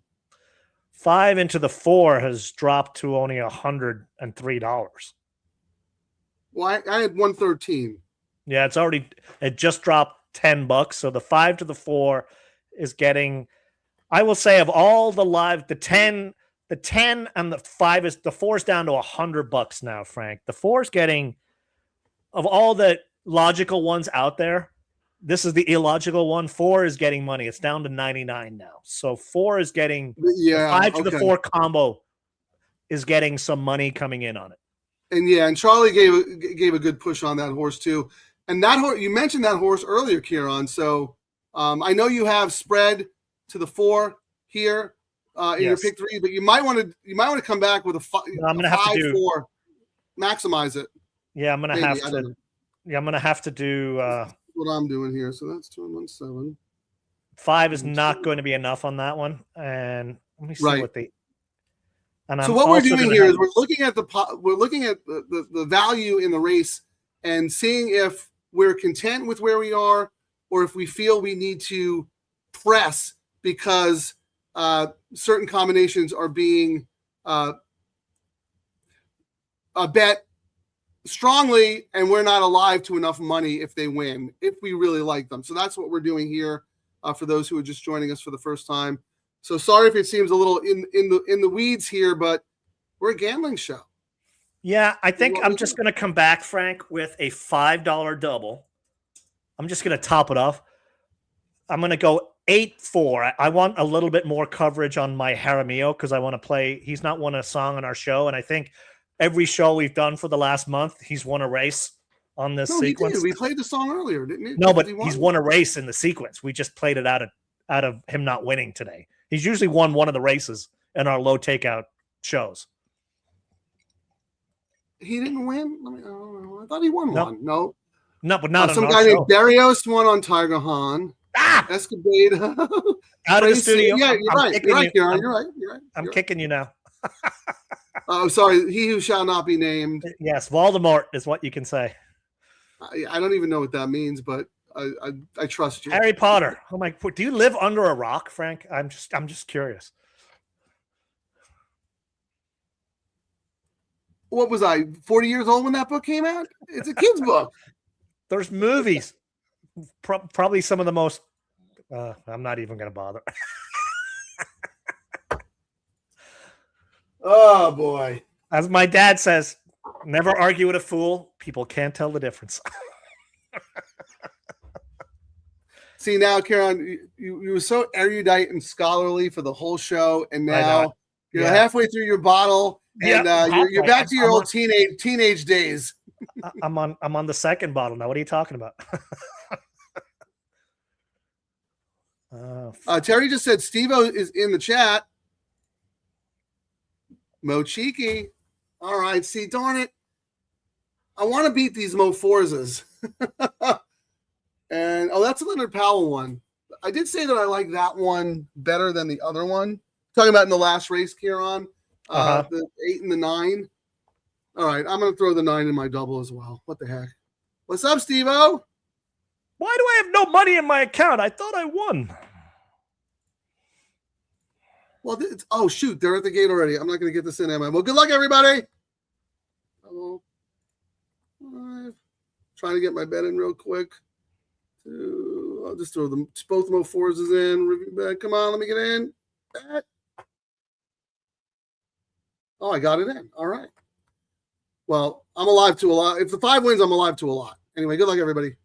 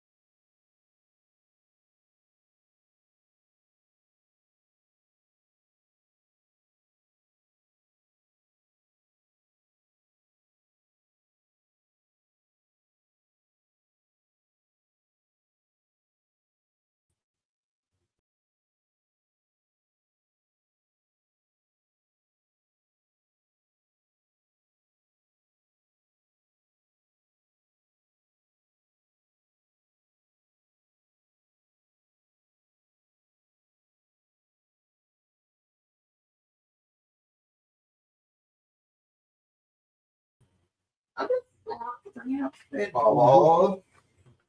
I don't know where Kieran went. Yeah, I had to go get some more ice. Terry just, I know where Kieran went. And she goes, probably went to get more ice. I swear to God. She knows you like a book. That's why she's the executive producer. Ice and it's pirate time. Oh, the rum. With the B? It's time for some rum. Sunday rum. Well, I wasted a lot of money playing doubles on the 5, but I'm glad the 3 won because we're both alive on the all turf and in the late pick 3. Yeah, and Dude, I mean, you call it Rosario. That's it. There's a new sheriff in town. And Sadler Really, could win the we're race. still Rosario slightly showed up. ahead, and I think he's going. His Wait, say again, timing. I missed it. I'm saying his timing is like he won great there, but his timing is still slightly off. Who? But that means Rosario. Like yesterday, he came a little bit late, but that's great because we'll still get better prices than we should on him until everyone just starts hammering him soon. I'll tell you right now. To me, the three never looked like a loser. Oh no, and he the 5 cruising. never looked like a winner, even though they were 1-2. Rosario was like this the whole time. He didn't even move. On the, and then, He was just sitting. He wasn't even moving. Kimura was like, "Come on, you nag." Yeah, he started scrubbing on the horse, and I was like, the only way Kimura wins is if the 3 just hits the wall, because Sadler's been a little cold.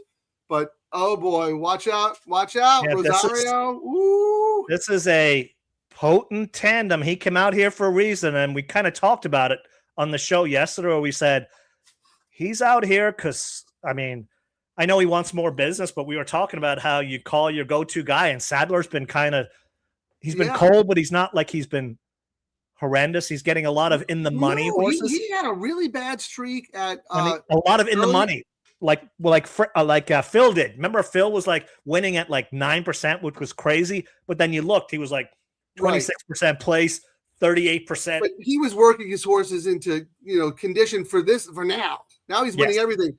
Maybe I'm totally speculating here.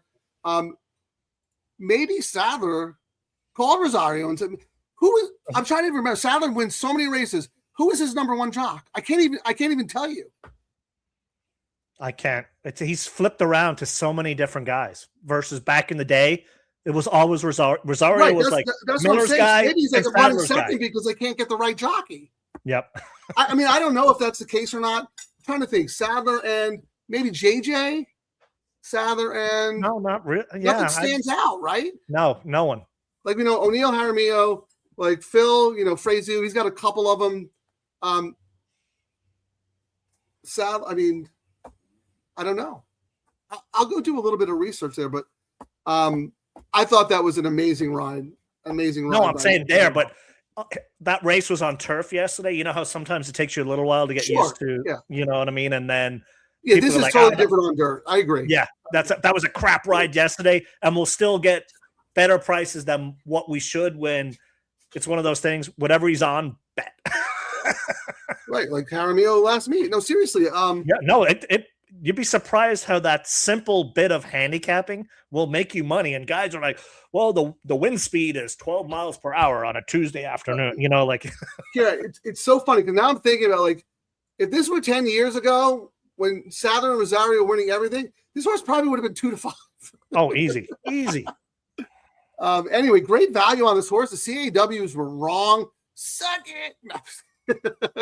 But I got suckered in a little bit. I probably spent about $60 in doubles with the 5 for more coverage and pressing. But I think that's okay because they're probably going to pay all right, I would think. All right, you want to double. go for some will pays here? Yeah, the double into the 192. The double into the 2, 194. Mm-hmm. Oh, that's the first and second choice. Interesting. In the 7? Actually, I don't have the double. Wait, sorry. The pick 3 in the altar, but no, you do. You probably have the double. The 7 is 155.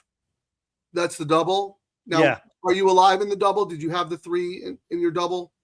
I did. I had a $10 double, 8-3 with 7-1-2. So I got it twice. What was the 7 paying again?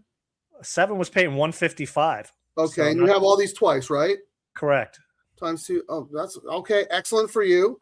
I did not use the 3 in the double because I was trying to get more coverage with the 5.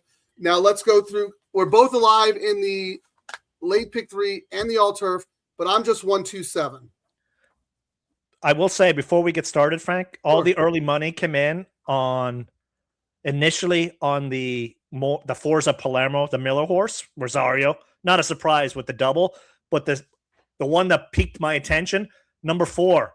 Volcanologist got a chunk of money early. 5,000 came in. I messed up there. I should have had, because I had 3 A's, right? I should have at least had my 2 other A's to Volcanologist and maybe the Aggie horse, who I don't have in my pick 3. So if Volcanologist wins this, I'm screwed. So unless the horse is a good enough win price. But let's see if we let's see what we're looking at. You have the late pick 3 will pays. Oh wait, carryover. Thank you, Nick. Pick 6 carryover, Kieran. What? Oh, we have a pick 6 carryover? Yep. Oh, and we're doing a show next Friday. Our shows next week are going to be Friday and Monday, so that worked out for us. How about this? 113 in the pick 6 pool today. That's pretty good. I don't know why, but a lot of people were busted after the first one. Yeah. So Frank, the pick 3. Yeah. Favorite is number 7 at 253. Not by much. Number 1 is 266. Okay. Number 2 is 341. Okay. Number That's 8, all I'm alive to. Now, who else do you have? I have on the pick 3. I'm not alive to any of yours. I'm only alive on the pick 3 to 7684. I thought we were all about the same horse, 721 in the last, weren't we? My other I've got it on the all turf, not on the pick 3. Oh, okay. All right. So who do you have here again? I like to write down the prices so we know what we're alive to in case we want to do something.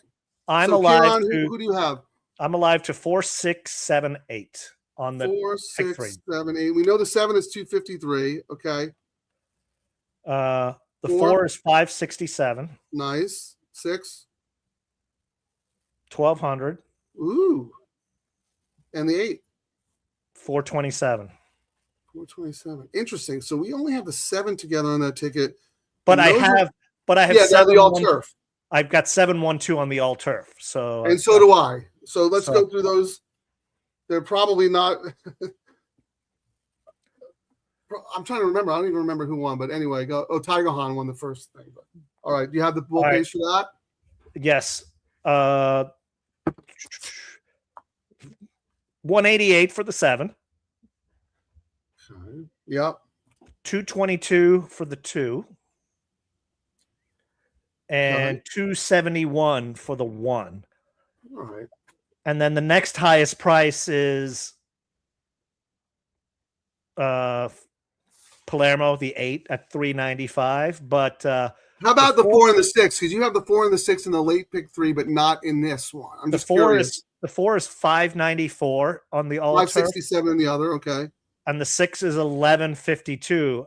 I will say of the other horses, they're paying the same, actually, kind of. Yeah, I will say 1, 2, 3. The 4 is the 5th choice. I mean, the 4 is not reflecting that 12-1 morning line, but we kind of figured that when we were looking into this race anyway, that it wasn't because it was getting lots of different money out there. I mean, you can use. I was just going to say, like, people yap about exactas not paying what they should pay, but when you can just look into the next leg and see if the odds are. You can tell a horse is going to get hammered at the line by looking at the probables on the doubles, but people don't want to bother doing that work. I'm off the soapbox. Kieran, people would rather complain. We're horse players. Nothing is ever good enough. So here, I'm looking at the imputed double odds, and there is no standout. You have the 7 at 4.0, the 2 at 5.12, the 1 at 5.30, and then the 4 at 7.55, and then the 8 at 8.51. So my exposure, and the 9.35. So based on that, my major threats are the 4, the 8, and the 10. And I will say that site who doesn't want to pay, they have the 8 as the top pick, but only 14%. You know, that's like that might be. It's like it has to be a pedigree thing, right? Because I mean, yeah, probably, yeah. And they got the 2 in second choice, so it's probably just who knows what the algorithm they spit out does. But well, actually, you know what I meant to? We didn't talk about it. I forgot all about it. Race 7. Where did that Irish horse finish? I never thought to look. Well, I'll tell you if it was The in the 4. top 4. Race 7 came 3, 6, 7, 5, 1, 4. Those first timers, like the Irish horses, even though they're very much more. It depends on the trainer, right? Like D'Amato, D'Amato's like so good with those kind of horses. But the Hess, was that the Hess horse? No, that was the Who was that? Powell. Oh, the Hernandez, the one with JJ. Yeah. Oh, the Dan Blacker. Yeah. Yeah. So that's stats of certain trainers sucking when they bring it over. I mean, and it goes back to that point. I'm probably going to get knocked out on a ticket now. I used to always auto bet all Irish and UK horses coming over, but I think if Phil can't win on them coming over, none of these other guys are. You know, that's what I'm. Yeah, but you know what? Yeah, I wouldn't necessarily. I'm going to look at them a lot more close. Del Mar. Del Mar will be different, correct? Like Mark Latt, and I'll tell you, Mark Latt and Jeff Mullins will probably have some imports that are going to be really 100%. Good because they Rancho Temescal and I always forget. Is it not Old English, but I forget Red Barons or whatever. But here, the other thing, Karen, I meant to ask you. So, one of the ways that I like to evaluate European form, because I'm not as familiar at the tracks as you are, you look at the win total, right? So that horse had won twice and only 20,000. And you look at another Irish import with 2 wins, and that's 100,000. So that's how I determine the quality and class of the races. You mentioned Fairy House. I just look at the tracks. That's what I was going to say, but it's probably not the strongest racing there, right? I mean, you got the Curragh, you got Nas. The Curragh, everyone talks about the Curragh, but the Curragh really doesn't get. I mean, if you see any horses coming from Punchestown now, but a lot of them just stay in Europe, that's almost better than the Curragh now, but we don't see many of those horses come over here. If you're looking at UK format, it's always Ascot, and Royal Ascot, but Newmarket is the Santa Anita, Gulfstream Park of the UK type of, when I guess my question to you is if you had 2 Irish horses, one last raced and one at Fairy House and one last raced and one at the Curragh, I'd have to think the Curragh races are a little more classy. But yes. I could be wrong. I don't know. Also depends how long off the boat. Right. And the trainer and all that stuff. Yeah. But and what about Ballinrobe? This horse raced at Ballinrobe. Those are my favorite tracks to go to. They just or is that Ballinrobe? They just pop up out of the blue. It's a field 11 months out of the year, and then there's a horse race. That's what amazes me about Australia. They 8,000 tracks there. Mm-hmm. It's amazing to me. Well, the same. If you ever are in Ireland in September, one of the most unique races there are, it's the Baytown races in Ireland. When the tide goes out, you have to walk a mile, to the sea, and they hold the races, and they hold the horse races in September on the beach. It's the most unique, they're 5 furlong races, but they're on the beach. It's the coolest thing. What is it called? Baytown races. I have to see it. It's been a while. Where in Ireland is it? It's not too. It's about 30 miles north of Dublin. That sounds amazing. And the other thing, I would love to see the races on the beach. I would love to see the Palio in Siena. And how about I don't know if it's St. Moritz or whatever, but I think when they run on the snow in Switzerland, I think it is. Oh no, I said cool. Baytown. I meant to say Laytown races. Jeez, I shouldn't even know better. I live next to the damn thing. Kieran, do you ever get anything right when it comes to names? No. I usually mess up names all the time. So Kiernan, Cialis, Kieran, Claren is the one that gets me the most. Clarence. You think the I is an L, Clarence? All right, hold on. We got to get serious here because I'm exposed a little bit, and I think it was Mike Whalen who asked, should we look at some tries and whatnot? What do you guys want to look at, Kieran? I would like to look at the 1, 2, and 7 with the 4 in some combination because I think the 4 is my biggest threat. Are they really going to pay much for the 5 to 1 is enough for me to win money on the horse. Yeah, I mean, the 1 is 5 to 1, the 6 is 2 to 1, the 4, which should have been the value, is 5 to 1. Yeesh, we're not getting much. Well, why don't you let's do the lowest one? How about 7? Well, 7, let me ask 2, you this 1. first. Let me ask you this. What was your order in ranking? The 7? I went 7, 1, 2. Okay, same as me. Now let me ask you this. can you give me your notes on the 7? Because I thought the 7 was awful last time. But now back on turf. But I'd like to hear what you have here on Fresh shoe for Papa are 29%. Papa is 31% when his horse is a beaten favorite. This is when they come back. Yes, if they lost the last race, it's the favorite. And That's come a back great stat. I never heard that stat before. So they come back 30% of the time and win. Yes, if his horse in the last race was a favorite and then comes back, a third of the time the horse wins right back. So that is a great stat, because that tells me that maybe the jock screwed up, or maybe something went wrong. It's not a small sample size, Frank. It's 61 races, 31% of the time it comes back and win, 56% in the money, and the most important thing, flat bet profit. So when he does it, and then Fresh Shoe is 29% for Papa for a big. Can I ask you one more question on that stat, Kieran? I don't know, probably doesn't get this detailed, but do you think it's when they come back at the same level, or does he drop them? Or do they not distinguish between like class levels? Just says, whatever, beaten favorite. That's it. Right. No, that is an amazing stat. So, okay, go ahead. Papa for Fresh Shoe, what, 27%? You said 29. Yeah, like 4 of 7, whatever that is, or 3 of 7. That horse. I mean, that horse has to bounce back today. But I also said on that one, Frank, I said this will be the CAW pick if I was to guess. And it is. Well, I think it's a lot of people's picks, right? Yeah. Because we have these first-time starters in here. So let me throw this out to anybody out there, especially Charlie. Anything on the first-time starters? I know you gave us a push on Volcanologist, working well with Ricky Up. And, look at Mathis. This is the sneakiest one getting money. We've got 17K on the 7, Frank, but we got 11K on the 4, 10K on the 1, 10K on the 8.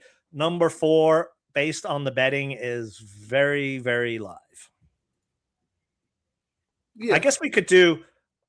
We've got between us 7, 1, 2. Maybe we start doing do we put the 7 on top with 1, 2, 6, or do we put the 4? I'm trying to figure out how we can do a try here that doesn't get exponentially spend all our profits. With 1, I'm just writing something down. We need a price in there to make. Well, no, let's look at the probables. They might be good because a bunch of them are 3. They're all. What is 7? What's 7 with 1, 2?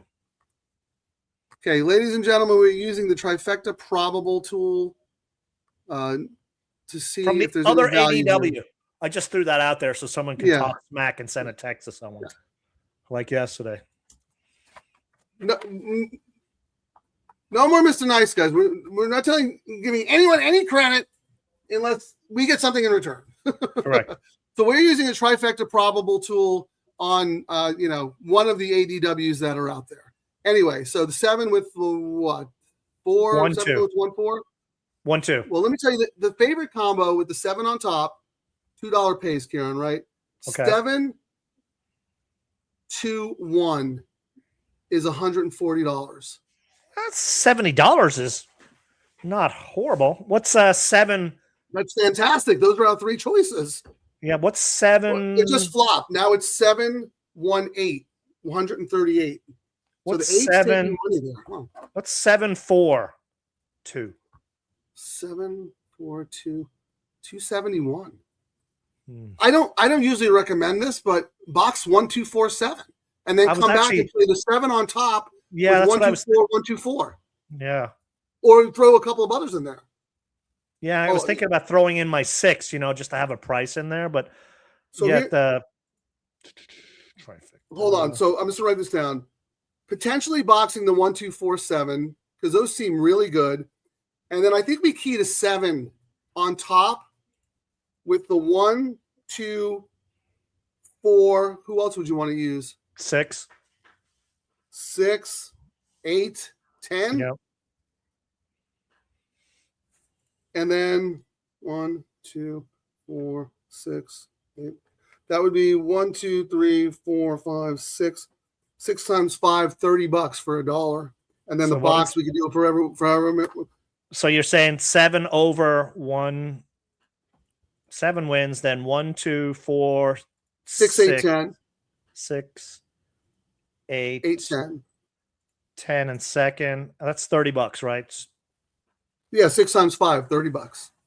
And right now the least it would pay is if it came 7, 1, 8, you're looking at $70.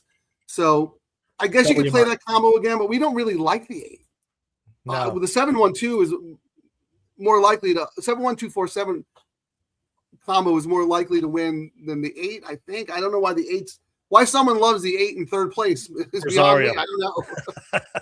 Right? It's like is 8 taking win money? 6 to 1. So the box would be 4 times 3 is 12. Why don't I do the box and you do the king? I'll do the box for 4. I already did them all. You already did it. He's got an itchy trigger finger. Why am I down on the weekend when I hit so many bets? Yeah, that's what I'm going to look at in the morning. What the All right, heck how much happened? time do we have? Because there are some interesting comments that I'd like to address. 4 minutes. I'm just making sure. I'm going to read out the bets that I did, Frank. Okay, go ahead. I did in first place. We did a 1, 2, 4, 7 trifecta box. Then I came back and did 7 over 1, 2, 4, 6, 8, 10 over 1, 2, 4, 6, 8, 10. Yeah.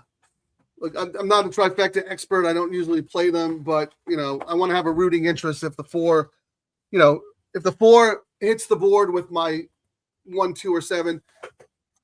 I'm gonna do it. I'm gonna do it for how much did you do the try for? Just $1? Just $1. Yeah, I'm gonna come back and do it 2 more times. Just the box, so we have a little more because those are our top 4 choices, right? Mm-hmm. So that's all right. 1, 2, 4, 7. I'm just going to box those. I mean, I need the reason that we're considering this and actually doing it is because I'm exposed to the 4. The 4 is sneaky. Charlie gave a push on the 4. Kieran liked the 4. I don't have the 4 in any iteration, and that's my fault because I should have had my ace to the 4 in the double. So if the 4 hits the board with the 3 horses I like, I need to get paid a little bit. So that's why we're doing this. Any win money considerations for you, Kieran? Funny, 5 to 1, 5 to 1, 5 to 1 on the 1. They're not enough. Everything's like to the point where we can't. Where this actually is a race where it makes sense to do the try, and we don't usually say that too often. I'm shocked at how light the 3 is, but I think there's just money spreading around to other horses. Wait, what do you mean? How light the 3 is? 3 is a like bomb. It's like 5 to 2. Like I figured it would have been 6 to 5, or you know what I mean? Like they would have hammered the crap out of them. The 3? The 7. I'm sorry, the 7 Goji. Oh, I thought it'd be a lot lower. You thought that was going to be the CAW horse, and it's not. I did, no one has and I thought they would hammer it here. more. Yeah, but they're kind of spreading. So I wonder if that has to do with maybe the pick 6 situation. I am a little surprised too because that looks like a horse that would go off at 8 to 5. When the gates open. Well, there's a carryover, and I'm looking at the lowest pay on the carryovers, Frank, and it's the 2 at 1851, the 1 at 2300, the 7 at 3200.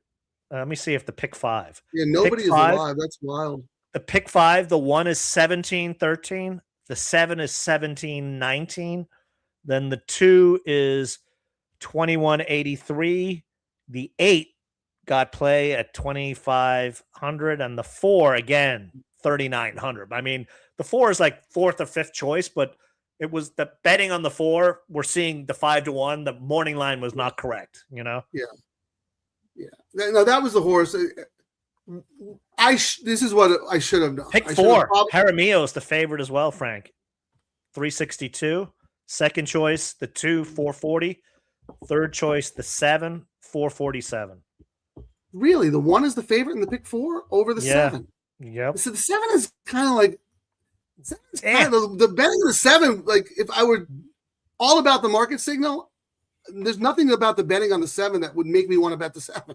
I think we might be playing Jaramillo's song just based on what's happening. I'd be fine with that. We would all. I think we're going to see Jaramillo go off at 3. Let it begin. Go off at like 3-1 or 7-2 or. Yeah, but not overwhelming, right? No, they don't know. Doesn't look like the CAWs like anybody here, to be honest with you. Yeah, they don't know, and this is a race too. Favorite wins 30%, or 40% of the time it's a price over 5-1. So it's you either get the low price in or a big price. Typically, maiden special weights are pretty formful, but it's a little tough here because it's on the turf and we have a couple of first-time starters.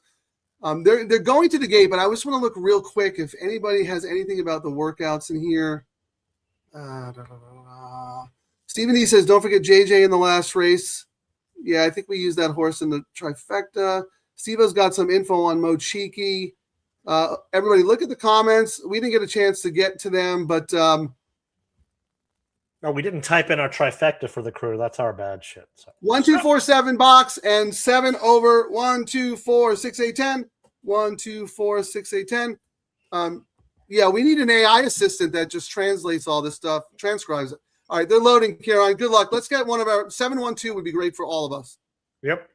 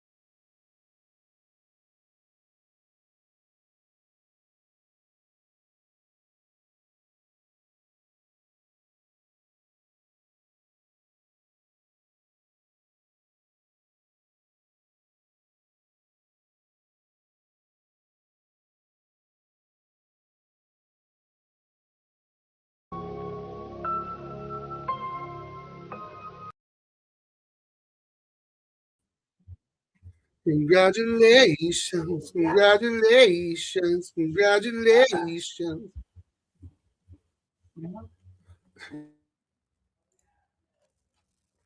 That was a sweat, though. I thought it was never. I thought the 7 was never going to get there, but I didn't think the photo was close. Yeah, they waited a long time. The horse was already saddle, legs, everything was past, but you never know. Yikes, that was almost the 5. I did not. You carried that horse home. And you know what? Here were my rankings: 2, 1, 7, 5. My 5 was the first B, but I also had 6, 4, 10, 12. But anyway, and a win is a win. and I was bad because I should have mentioned in here, Frank, and I didn't even do it. I need to get in the habit of reading what I had for the number 5, Frank. Come on, Ohm. Bays is 42% for the trainer. Yeah, they're good together. Debut is 3% alas. But then I had in my notes, and I did not do it, tote watching prior race doubles. And I neglected to do that, you know? Well, did the horse take any money? It wasn't really on the radar from the market. I mean, it was one of the others. It was essentially 7,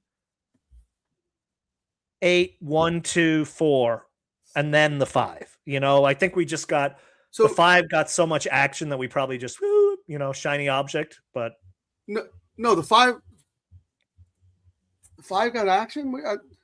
The 5 was there's 10 horses. The 5 was the 5th choice, right? Even though so it was kind of under the radar, and for me, it was the 4th choice. So it was like in the middle, it didn't pop out. It wasn't getting money. It wasn't not getting money, I guess. Yes, correct. So here's what I wrote. Come on home, debuts from McCarthy. 1 for 20 the last 5 years with his turf sprint first-time starters, but 40% in the money. So he can have them ready to run. There's turf on the dam side. She has produced some useful runners. You're right. We should read this before. This gal might not win, but she should outrun her high odds. B. And I'm saying this to myself because there's been a couple of times where we've done the show and we've pivoted, and I've pivoted when I was like, oh, crap. I read my notes and I said, use this horse, but I didn't use the damn horse, you know? So, I think the shiny object that we got suckered by was the 4. Yeah. But I think in a dead race, if we weren't so focused on the 4, we might have looked at the 5 because you had good notes. I had that horse as my first B. If that horse had won and we didn't have it in some combination, that's on us. That would be a mistake. Yes, that would be a mistake. I will say, I think on our dead race, when we have the early, instead of us goofing around, maybe we just read through our notes like on these horses. Perhaps it'll take 5 minutes. Maybe someone engaging with that audience is not goofing around. Not goofing around. They are just as much the show as we are. They're smarter than us because many times they'll go, "Hey, you two clowns, you said watch this horse later, and you guys haven't even mentioned the horse while you're doing your double probables." Is what I'm trying to say. Like we get so distracted, we throw the info out, and then we kind of forget our own info sometimes. Instead of that, I don't think we have to focus entirely on that in the dead race, but we should get into a little bit of a routine where I at least mention all my Bs, and you at least mention all of your secondary contenders as well. Yeah, because a lot of times if say something about them, and then we can decide. A lot of times, I mean, after that nope gate with Steve-O, where I said nope, I started adding notes. So my new note now is slower than others. If I write anything, I'm going to mention the horse. So, which one? Which comment? What? A couple of months, or few shows ago, when I used to say nope for a horse, and then 2 nopes, one in a row. Nope double. Paid $8,000. But you know what, Kieran? You went nope. I wrote War and Peace, and I still didn't have the horse. So we both. Who would you rather be? You saving time or me? Yeah. The but glad here, horse. I'm going to go through some stuff though, really quick, because Danny said this because I want to talk about this because this is very important because we're heading into Del Mar, right? I agree with you, Dan. Newfound confidence in Cali. But here, Nick, and I really, you really believe this is a bad colony? I think the last think 2 so. years, this is the best colony in a decade, I think. Where does Nick live? Is he an East Coast or a West Coast? He's a Northern California guy. Wow. Yeah, I mean, Look, it's not Pratt and the, it's not Pratt and the Ortiz, the brothers, but look, and Junior Alvarado, like there's a lot of good jockeys out there, but there's way more parity here. Maybe we don't have the superstars, but there's way more parity here than anything we've had. We talked about this. Bejarano, 15 years ago, every horse 3 to 5. Rosario, every horse 3 to 5. Then Pratt came along, every horse 3 to 5. Then JJ came along, every horse 3 to 5. Now you got Frezu, you got JJ, you got Uso who's doing well. Yep. You got now you got Rosario. Look, Rispoley's been out with an injury. I think the reason the racing has been, the product has been really good is because you don't have those way over bad horses because of one jockey. You know what I mean? So I disagree with you, Nick, but I do. I totally disagree. I think we are. The East Coast is like the Padres. Oh, not the Padres. The East Coast is the Yankees or the Dodgers. California is like the Padres. Yeah, no, that's a bad. They choke too much. No. Look, also keep in mind, it's the East Coast bias. The media attention is always on the East Coast, so there's always like a bad vibe to out here. But I think the Colony is probably better than it has been. If jockeys are coming out here, what does that tell you? What are they?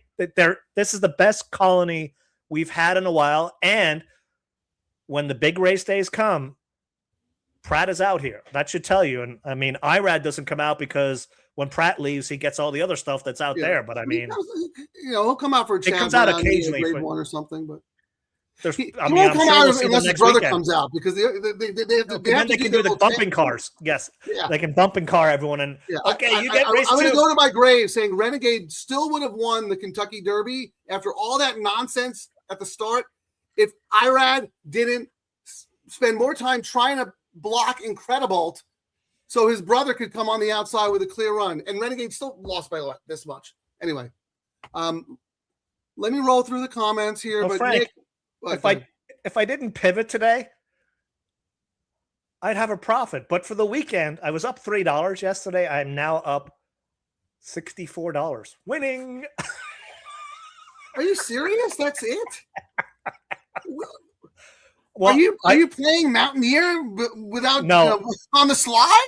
I started playing my early pick 5s again for my guys, and I got blown up today on that. But I had pretty good success when I started doing it on Friday. I'm starting to do, and I even told my guys I'm starting to do what we do for our pick 3s and our doubles. You know, the different. I used to just caveman it like you. You know, one pick, it's going to be like $72 or $108, right.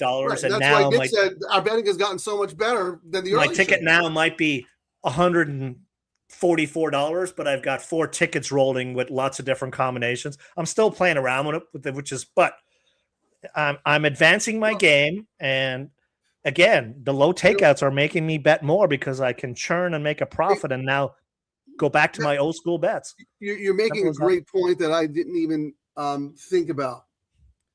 The fact that we are winning more consistently and up for more big scores, the confidence factor.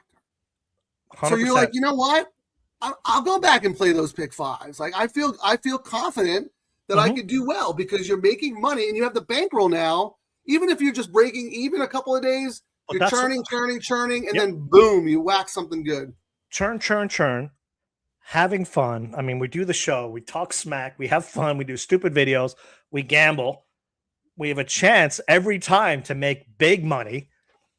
But when we don't, we got our money back. I mean, how can you argue with that? Yeah, we lose too. I mean, don't get me wrong. We've had some losing days. Oh, no, we've had some monster days. I mean, you had that 5K day, 3 weeks ago? And then I had that pivot $3 pick 3 for or double for $1,500. I mean, no, I'm up pretty healthy, but believe me, I've had some tough losing days. But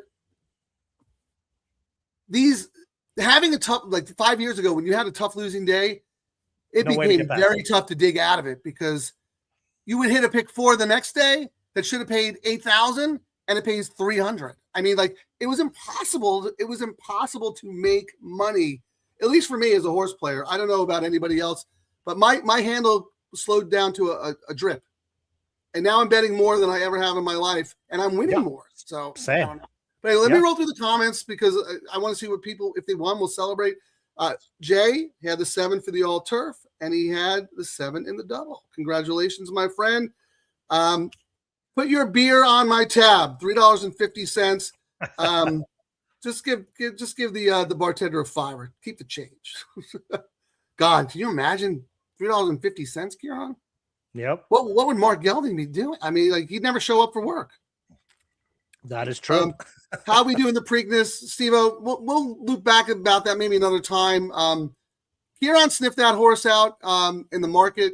I did not like that horse at all. I don't like any of these 3-year-olds, to be honest with you. I think Renegade is probably the best of the bunch, and that's really about it for us.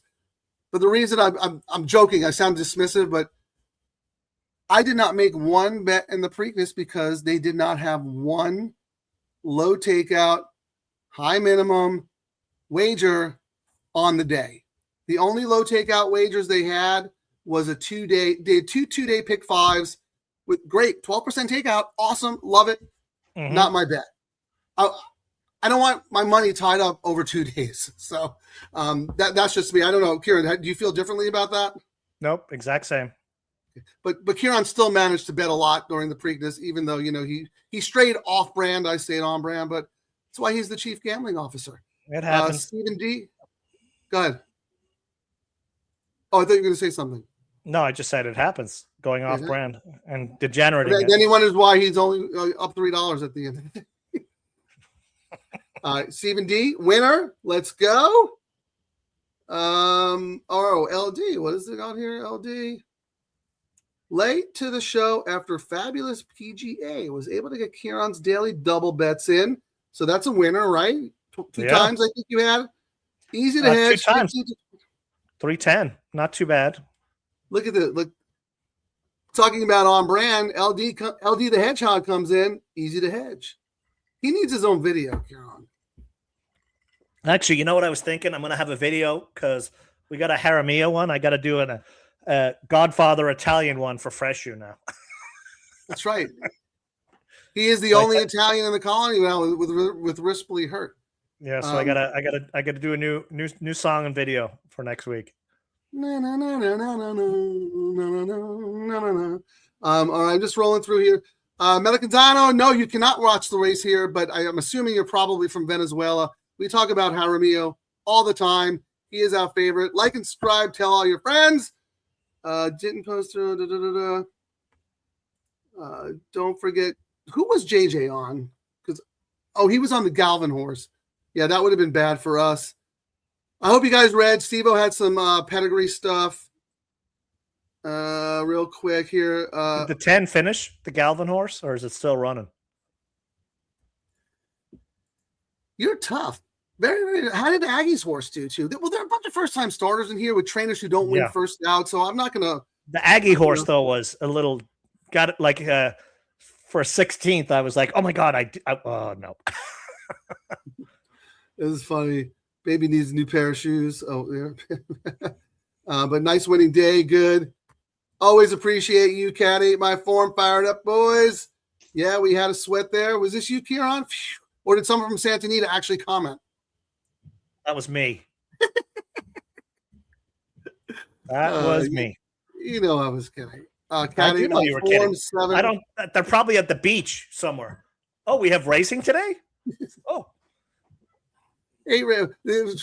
AI does all the marketing for these tracks. I think. Oh, we'll just give this handicapping show stuff. Hey guys, your handle's up $1 million when we do your show. What show? No, I mean, yeah. Again, I don't want to go down the rabbit hole of the way racing is I'm marketed. doing the win parlay right now. No, but real quick. I just want to comment. One comment. Racing has never been marketed as a horse playing gambling game. They don't get it. They don't understand it. They think we're all sickos and degenerates. And if they run a race, we're just going to bet it anyway. And they go, well, if we give people information, maybe they'll win. And then all of a sudden you have 1,000 handicap shows that are all exactly the same, and not one of them can demonstratively point to the fact that their content moves handle. It might get eyeballs, it might raise awareness, and that's great. I have no problem with that. But we have a show, the DTL Crew shows up, $1 million on show days compared to what was on the non-show days. What was the growth? So, I mean, I had to go back and look because, believe it or not, we actually track all our numbers so we can show people like, dude, look at this. And then we'll move on. But yeah, the other note is the low takeout bets, the double, all turf, and the pick 3 were 14 days in before today. 1.1 million up from last year. If you look around on horse Twitter, you know, like on everything's about handle down, because they do the overall. This is the only growth sector in the market right now is the low takeout bets. And when we did not do a show, and we did not do opening day for this meet.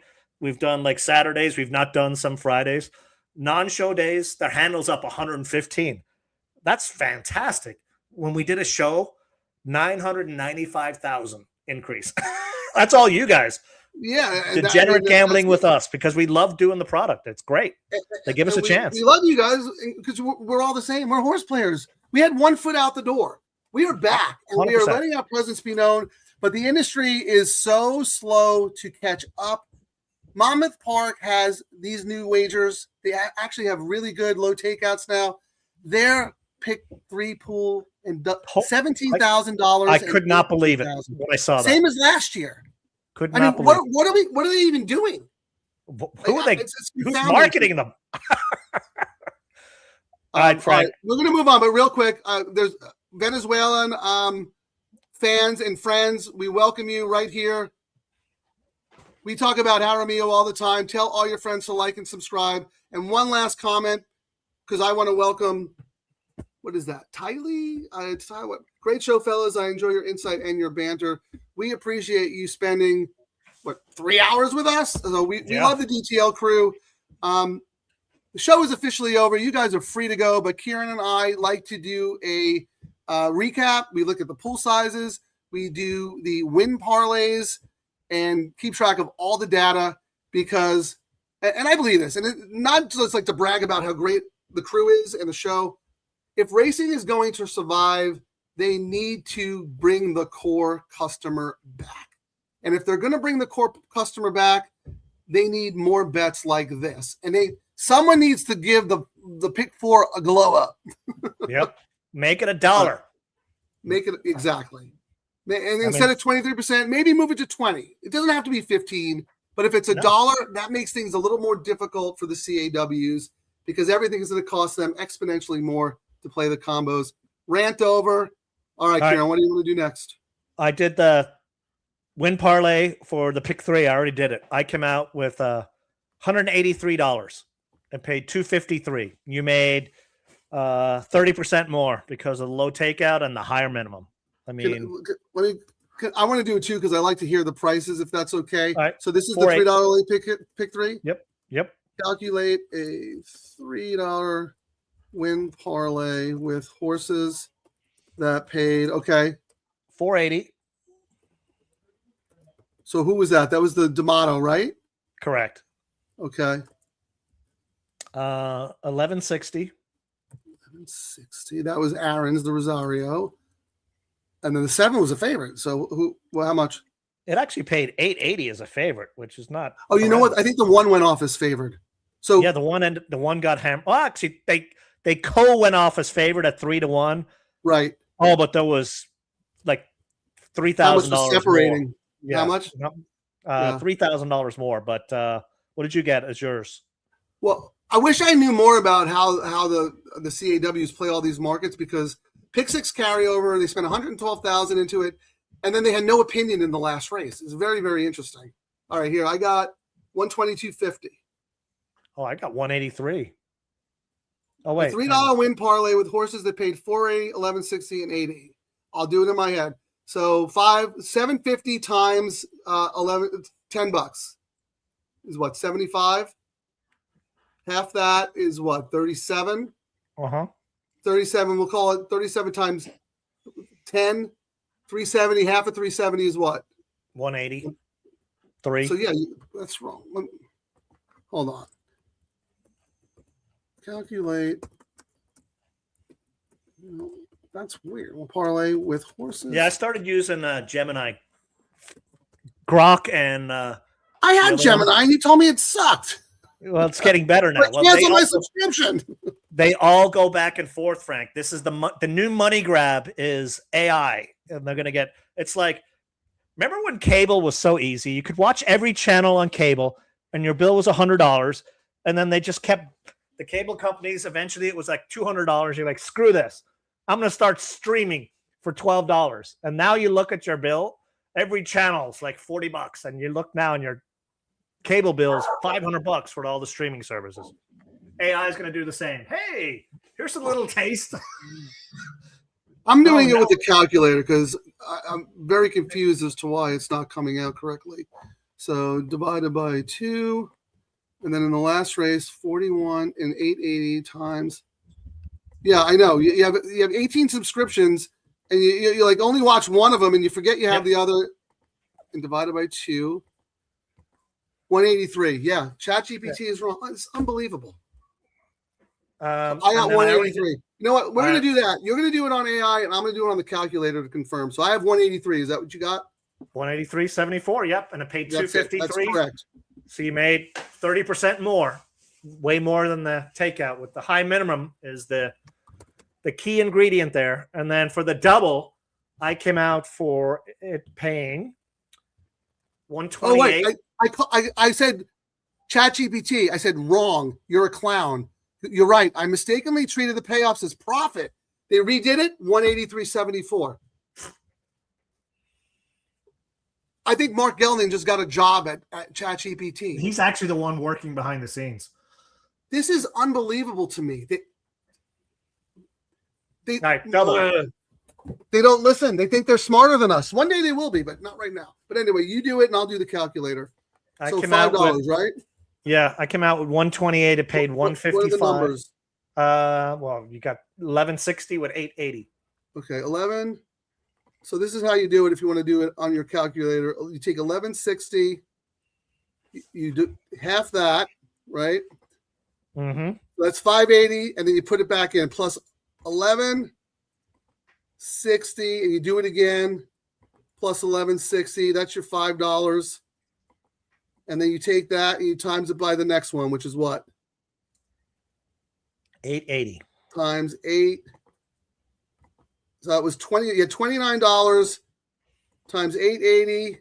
That's $255, but you got to half it for the dollar. I mean, for this $2, 127. Correct. And it paid 155. That's the double, right? Correct. You're just making these higher. The low takeout is part of the It's sauce. huge. But what is the separator? And there's a reason why Churchill and these other tracks aren't doing it is the separator is the higher minimums. That is the big player friendly part. And there's still people complaining that there's people out there who would want the pick 3 to be 5 cents, I think, so they could play every combination. And then they're complaining that they're only getting 4 cents back on it. Well, it's because they can cover every combination. The higher you go, exponentially more expensive. You don't get paid as much.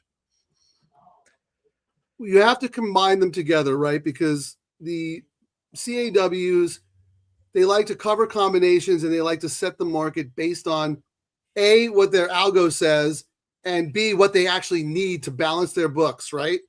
So if you can do that with a $3 late pick 3, because you know you only have to spend $1 in the double to correct everything if it goes sideways, right? Yep. You cannot do that with the $5. When you tie those high minimums together, someday they'll figure it out, right? Whatever. But we've been doing this 9 months, Kieran. What have we had? Like 3 days where it didn't pay more than the parlay? Yeah. I mean, it's insane. Very, very rare. And usually what screws it up in California, the rest of the country, like Keeneland, horrendous. You actually lost money on some of the bets, but here unless there's been a scratch at the gate or like a really dominant chalk, you're coming out ahead all the time, which is rare to say. You want to do the all turf? Sure. I was just rolling through. I was actually doing the pool numbers right now. The double looked low. It was up. All our guys come to play, Frank. What are you talking about? No, the pick three though. I know the pick three got whacked because sometimes it gets screwy on these pick six. You know what I mean? Like I was surprised that so much money was bet in the pick six. Even on a crappy day, Frank, when we do a show, our guys show up. The double last year was 169. This year it was 181. Now, granted, 6,000 of it might have been me, but. And yeah, they should be rolling out the red car. We should have our own studio on track. And he's like, Kieran, you just have Margie just bring you drinks all day. You'll turn 12,000. Oh yeah. And the joke is whenever I go in, every time I've gone in there and I'm like, yeah, I'm not having drinks today, and she'll make it and go, I'm going to twist your arm, and then next thing you know, it's the morning. Yeah. You guys have your own little unspoken language. Real quick, Kieran, because this is unbelievable. One of my followers on Twitter, who is also a member of the DTL crew, name is Joe. He took screenshots of his statements, his ADW statement. Okay, beginning of period, $81.49. Oh, that's awesome. Won $885.40, and he churned $357. Winner. Yeah, that's what it's another about. One. Beginning of period, $0. He deposited $200. Right. He won $242. He's now got $318 in his account. He churned $279. I guarantee you, it wasn't because he watched a handicapping show on Tuesday and took notes and wrote down his bets. Yeah. I mean, it's unbelievable. Guys, we love you so much. It feels good to be a horse player again. It really does, Kieran. It does. But anyway, let's do the all turf. I'll do the calculator. You can do. So who started the all turf? Oh, Tiger Hahn. Tiger Hahn. I think. Yeah, so $9. So what I'm doing here, this is $3, right? So you have to have Correct. Hold on. 480. Well, yeah. 9 divided by 2. And then that's 450. You got to put that back with the 9. So after the first race, you have $13.50. Okay, times 880. 880. You got to divide that by 2. And that gives you your parlay is worth $59.40 going into the last leg. What is that? What was the price? 880. You just told me 880. That's the last race. We missed the leg. First leg was what? $9. $9 with 480 with 8. Wait, hold on. 9 divided by 2. So 450 plus 9. Your $3 is now worth $13.50. And what did you say? 440? It's like talking to a wall. 480. I feel sorry for. We have to confirm. Divided by 2. Now you could cash out $32.40, or you could roll it into the last leg. And what did they pay? $880? $880. And your $3 win parlay on the winners of the all turf, $142.56. Is that what you got? I got $285, but I think mine is messed up. $9, $480, $880. Yeah, that sounds very high. Yeah. You want to do it again? Chat. I'll do ChatGPT too. Like I said, guys, you don't have to stick with us on this. This is for our own edification, because I guarantee you there's nobody else in the whole industry who's actually paying attention. They don't want to show. They don't want to. They can't quantify it, so they don't. Calculate $3 win parlay. Horses that paid $9, $480, and $880. Correct. 80 and 8. Did you do it again?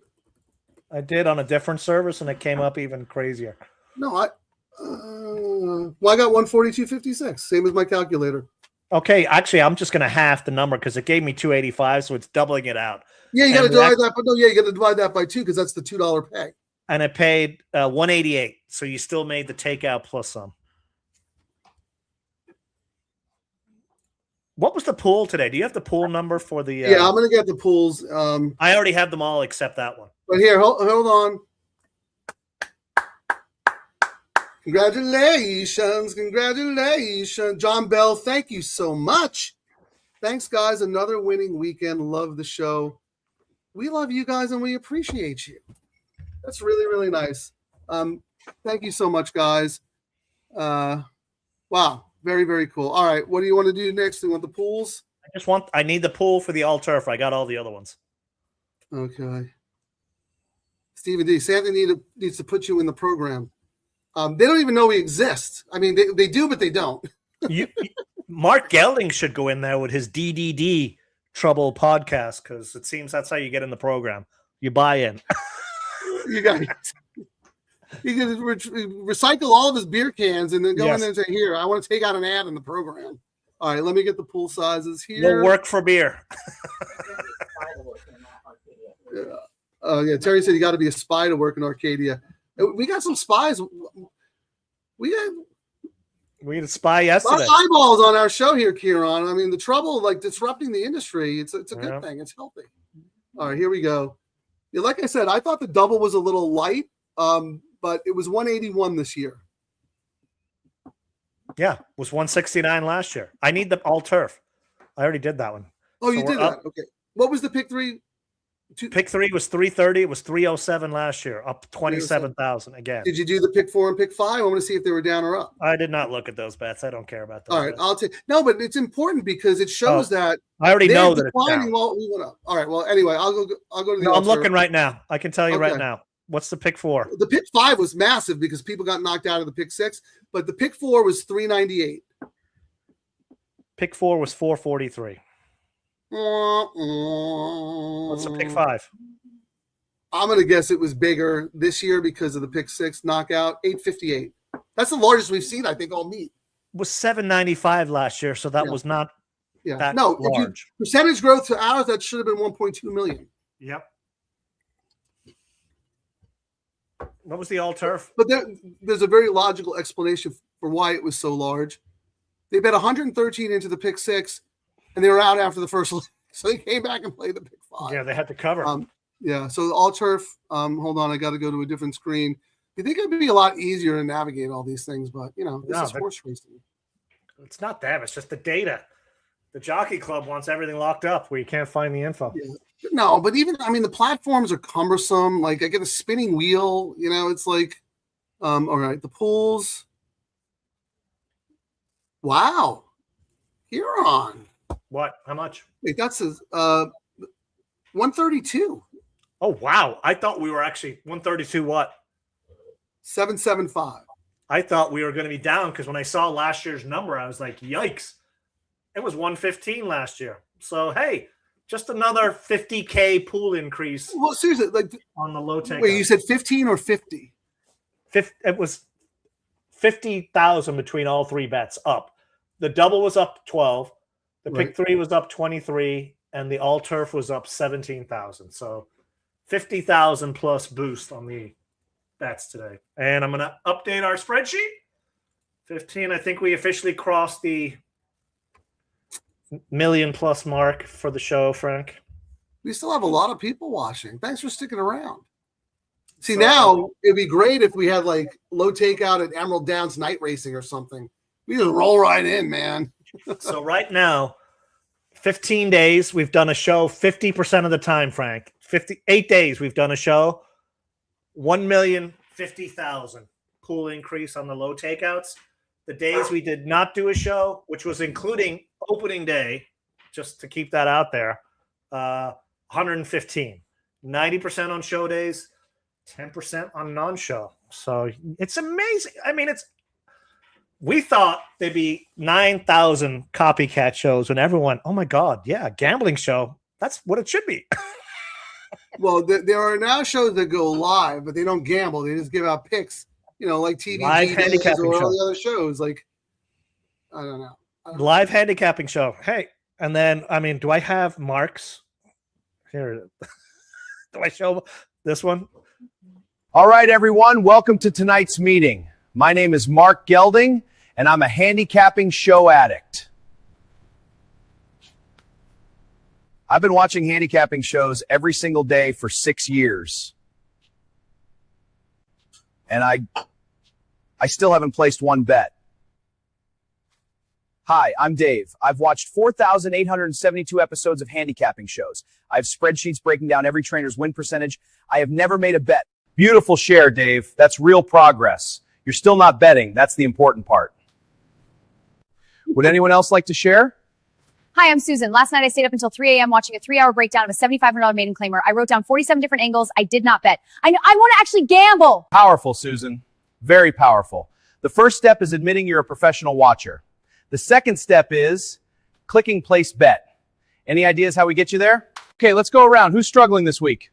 I tried once. I had a 15-to-1 horse the show loved. Then I paused and watched a 45-minute race analysis. Then on the race day, the horse did not run. Yes, that's why we're here. We don't want to be watchers anymore. We want to be degenerates, real gamblers, people that actually place bets with real money.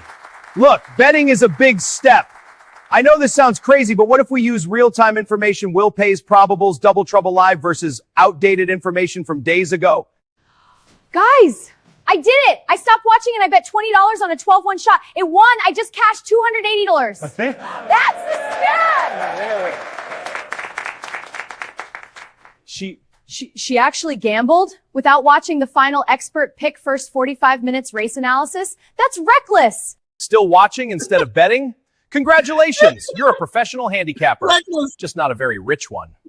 Tune in to Double Trouble Live. If you're handicapping, you aren't betting.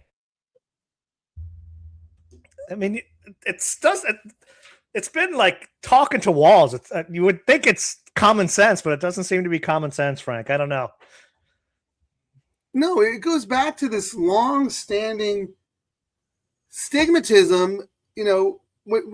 Everyone thought in the 70s, 80s, horse players was sickos. You know what I mean? They were just gambling addicts, and you throw any product in front of them, they're going to bet it. They don't know that we do this. Like I'm not going to go into that, but hold on. This is really funny. So I don't know if you saw on X. I am threatening you with a good time in Emerald because they have 12% pick threes and doubles, and I think the minimums are small, but they're rolling. But they have a Friday night 7:00 show, post time start. So I'm going to reach out to them and see if maybe be a little fun, have a couple of drinks, bet Emerald, and then one more thing. Look at RDW.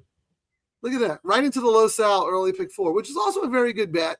I know it's the dollar minimum, but I don't know about the takeout. But still, the dollar minimum makes so much difference. You get and it pays so much more action. And then, like, Radar Rob loves playing that. Where Santa Anita races are over in the Eddie Logan suite, everyone comes over, they start betting Los Al. And if you've got like a single on one of those legs, man, you can put some crazy prices in. Yeah, because a lot of times you see really heavily bet favorites there. A lot of 3 to 5 shots in some of those races. Yep. But I think that's about it, right? I mean, we know our schedule for next week. We're going to do Friday and Monday, Memorial Day. Check out the Folds of Honor info on the Santa Anita website. It's for a good cause. The buy-in is only $150. Who knows? You might get lucky and sit between, Kieran Thornton and, maybe Mike Joyce or Kurt Hoover or any other celebrity that might show up. All the big guys go there. It's a cool event if you can make it, for sure. All right, final thoughts. That's it. Thanks for watching, guys. That the handle growth is you guys. The tracks will pay attention, but thank you for watching and supporting. Make sure you subscribe if you're one of the lurkers out there. We need help pushing our numbers out so more people will actually pay attention to us. We're brutally honest on this show. We challenge each other. We challenge the industry because we care and we want to see effective change. So if anyone out there who's not subscribed has anything to say, please hop on. This is an open dialogue. It's a safe space to voice your opinions about horse racing. We just want what's best for the player. We want the game to thrive. and we want to make money. We're making money again. It's amazing and churning. Santa Anita rolled out these low takeouts, and I honestly think, Frank, we're going to see some monstrous pools at Del Mar this summer. I think we're going to see some low takeout records at Del Mar. Just how Santa Anita's up to like 300,000-400,000 on the doubles. The record was 405 on the pick 3. Yeah, Kieran's goal, and he set for us. We got to hit 500 on the pick 3 pool at Del Mar, and I think we will. But anyway, let's go. Good luck, everybody. Friday and Monday. Low-takeoutbets.com. If we change anything, that's the schedule, and hop on our list. We'll start doing some stuff on that as well. The Matrix. I don't think I said it once all show. I need a wallet already on life support. They hit me with that low takeout. Now I'm feeling kind of sport. 15%, bro, that's basically free money. I'm about to turn $11 into a yacht by Monday. Low takeout bets. Cha-ching. Double trouble, I'm doing this thing. My pocket's doing the running, man. Low takeout bets. What? Bookies crying in the can. Low takeout bets. Baby, 3 straight lawns. If this thing hits, I'm buying the whole damn barn.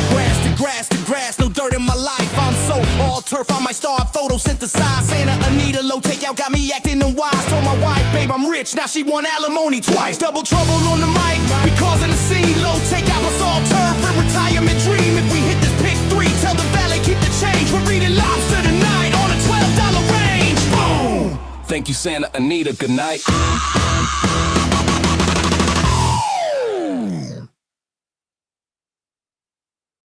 Thanks for watching, everyone. Remember to like and subscribe to Double Trouble Live on YouTube. Get out, get up, get paid.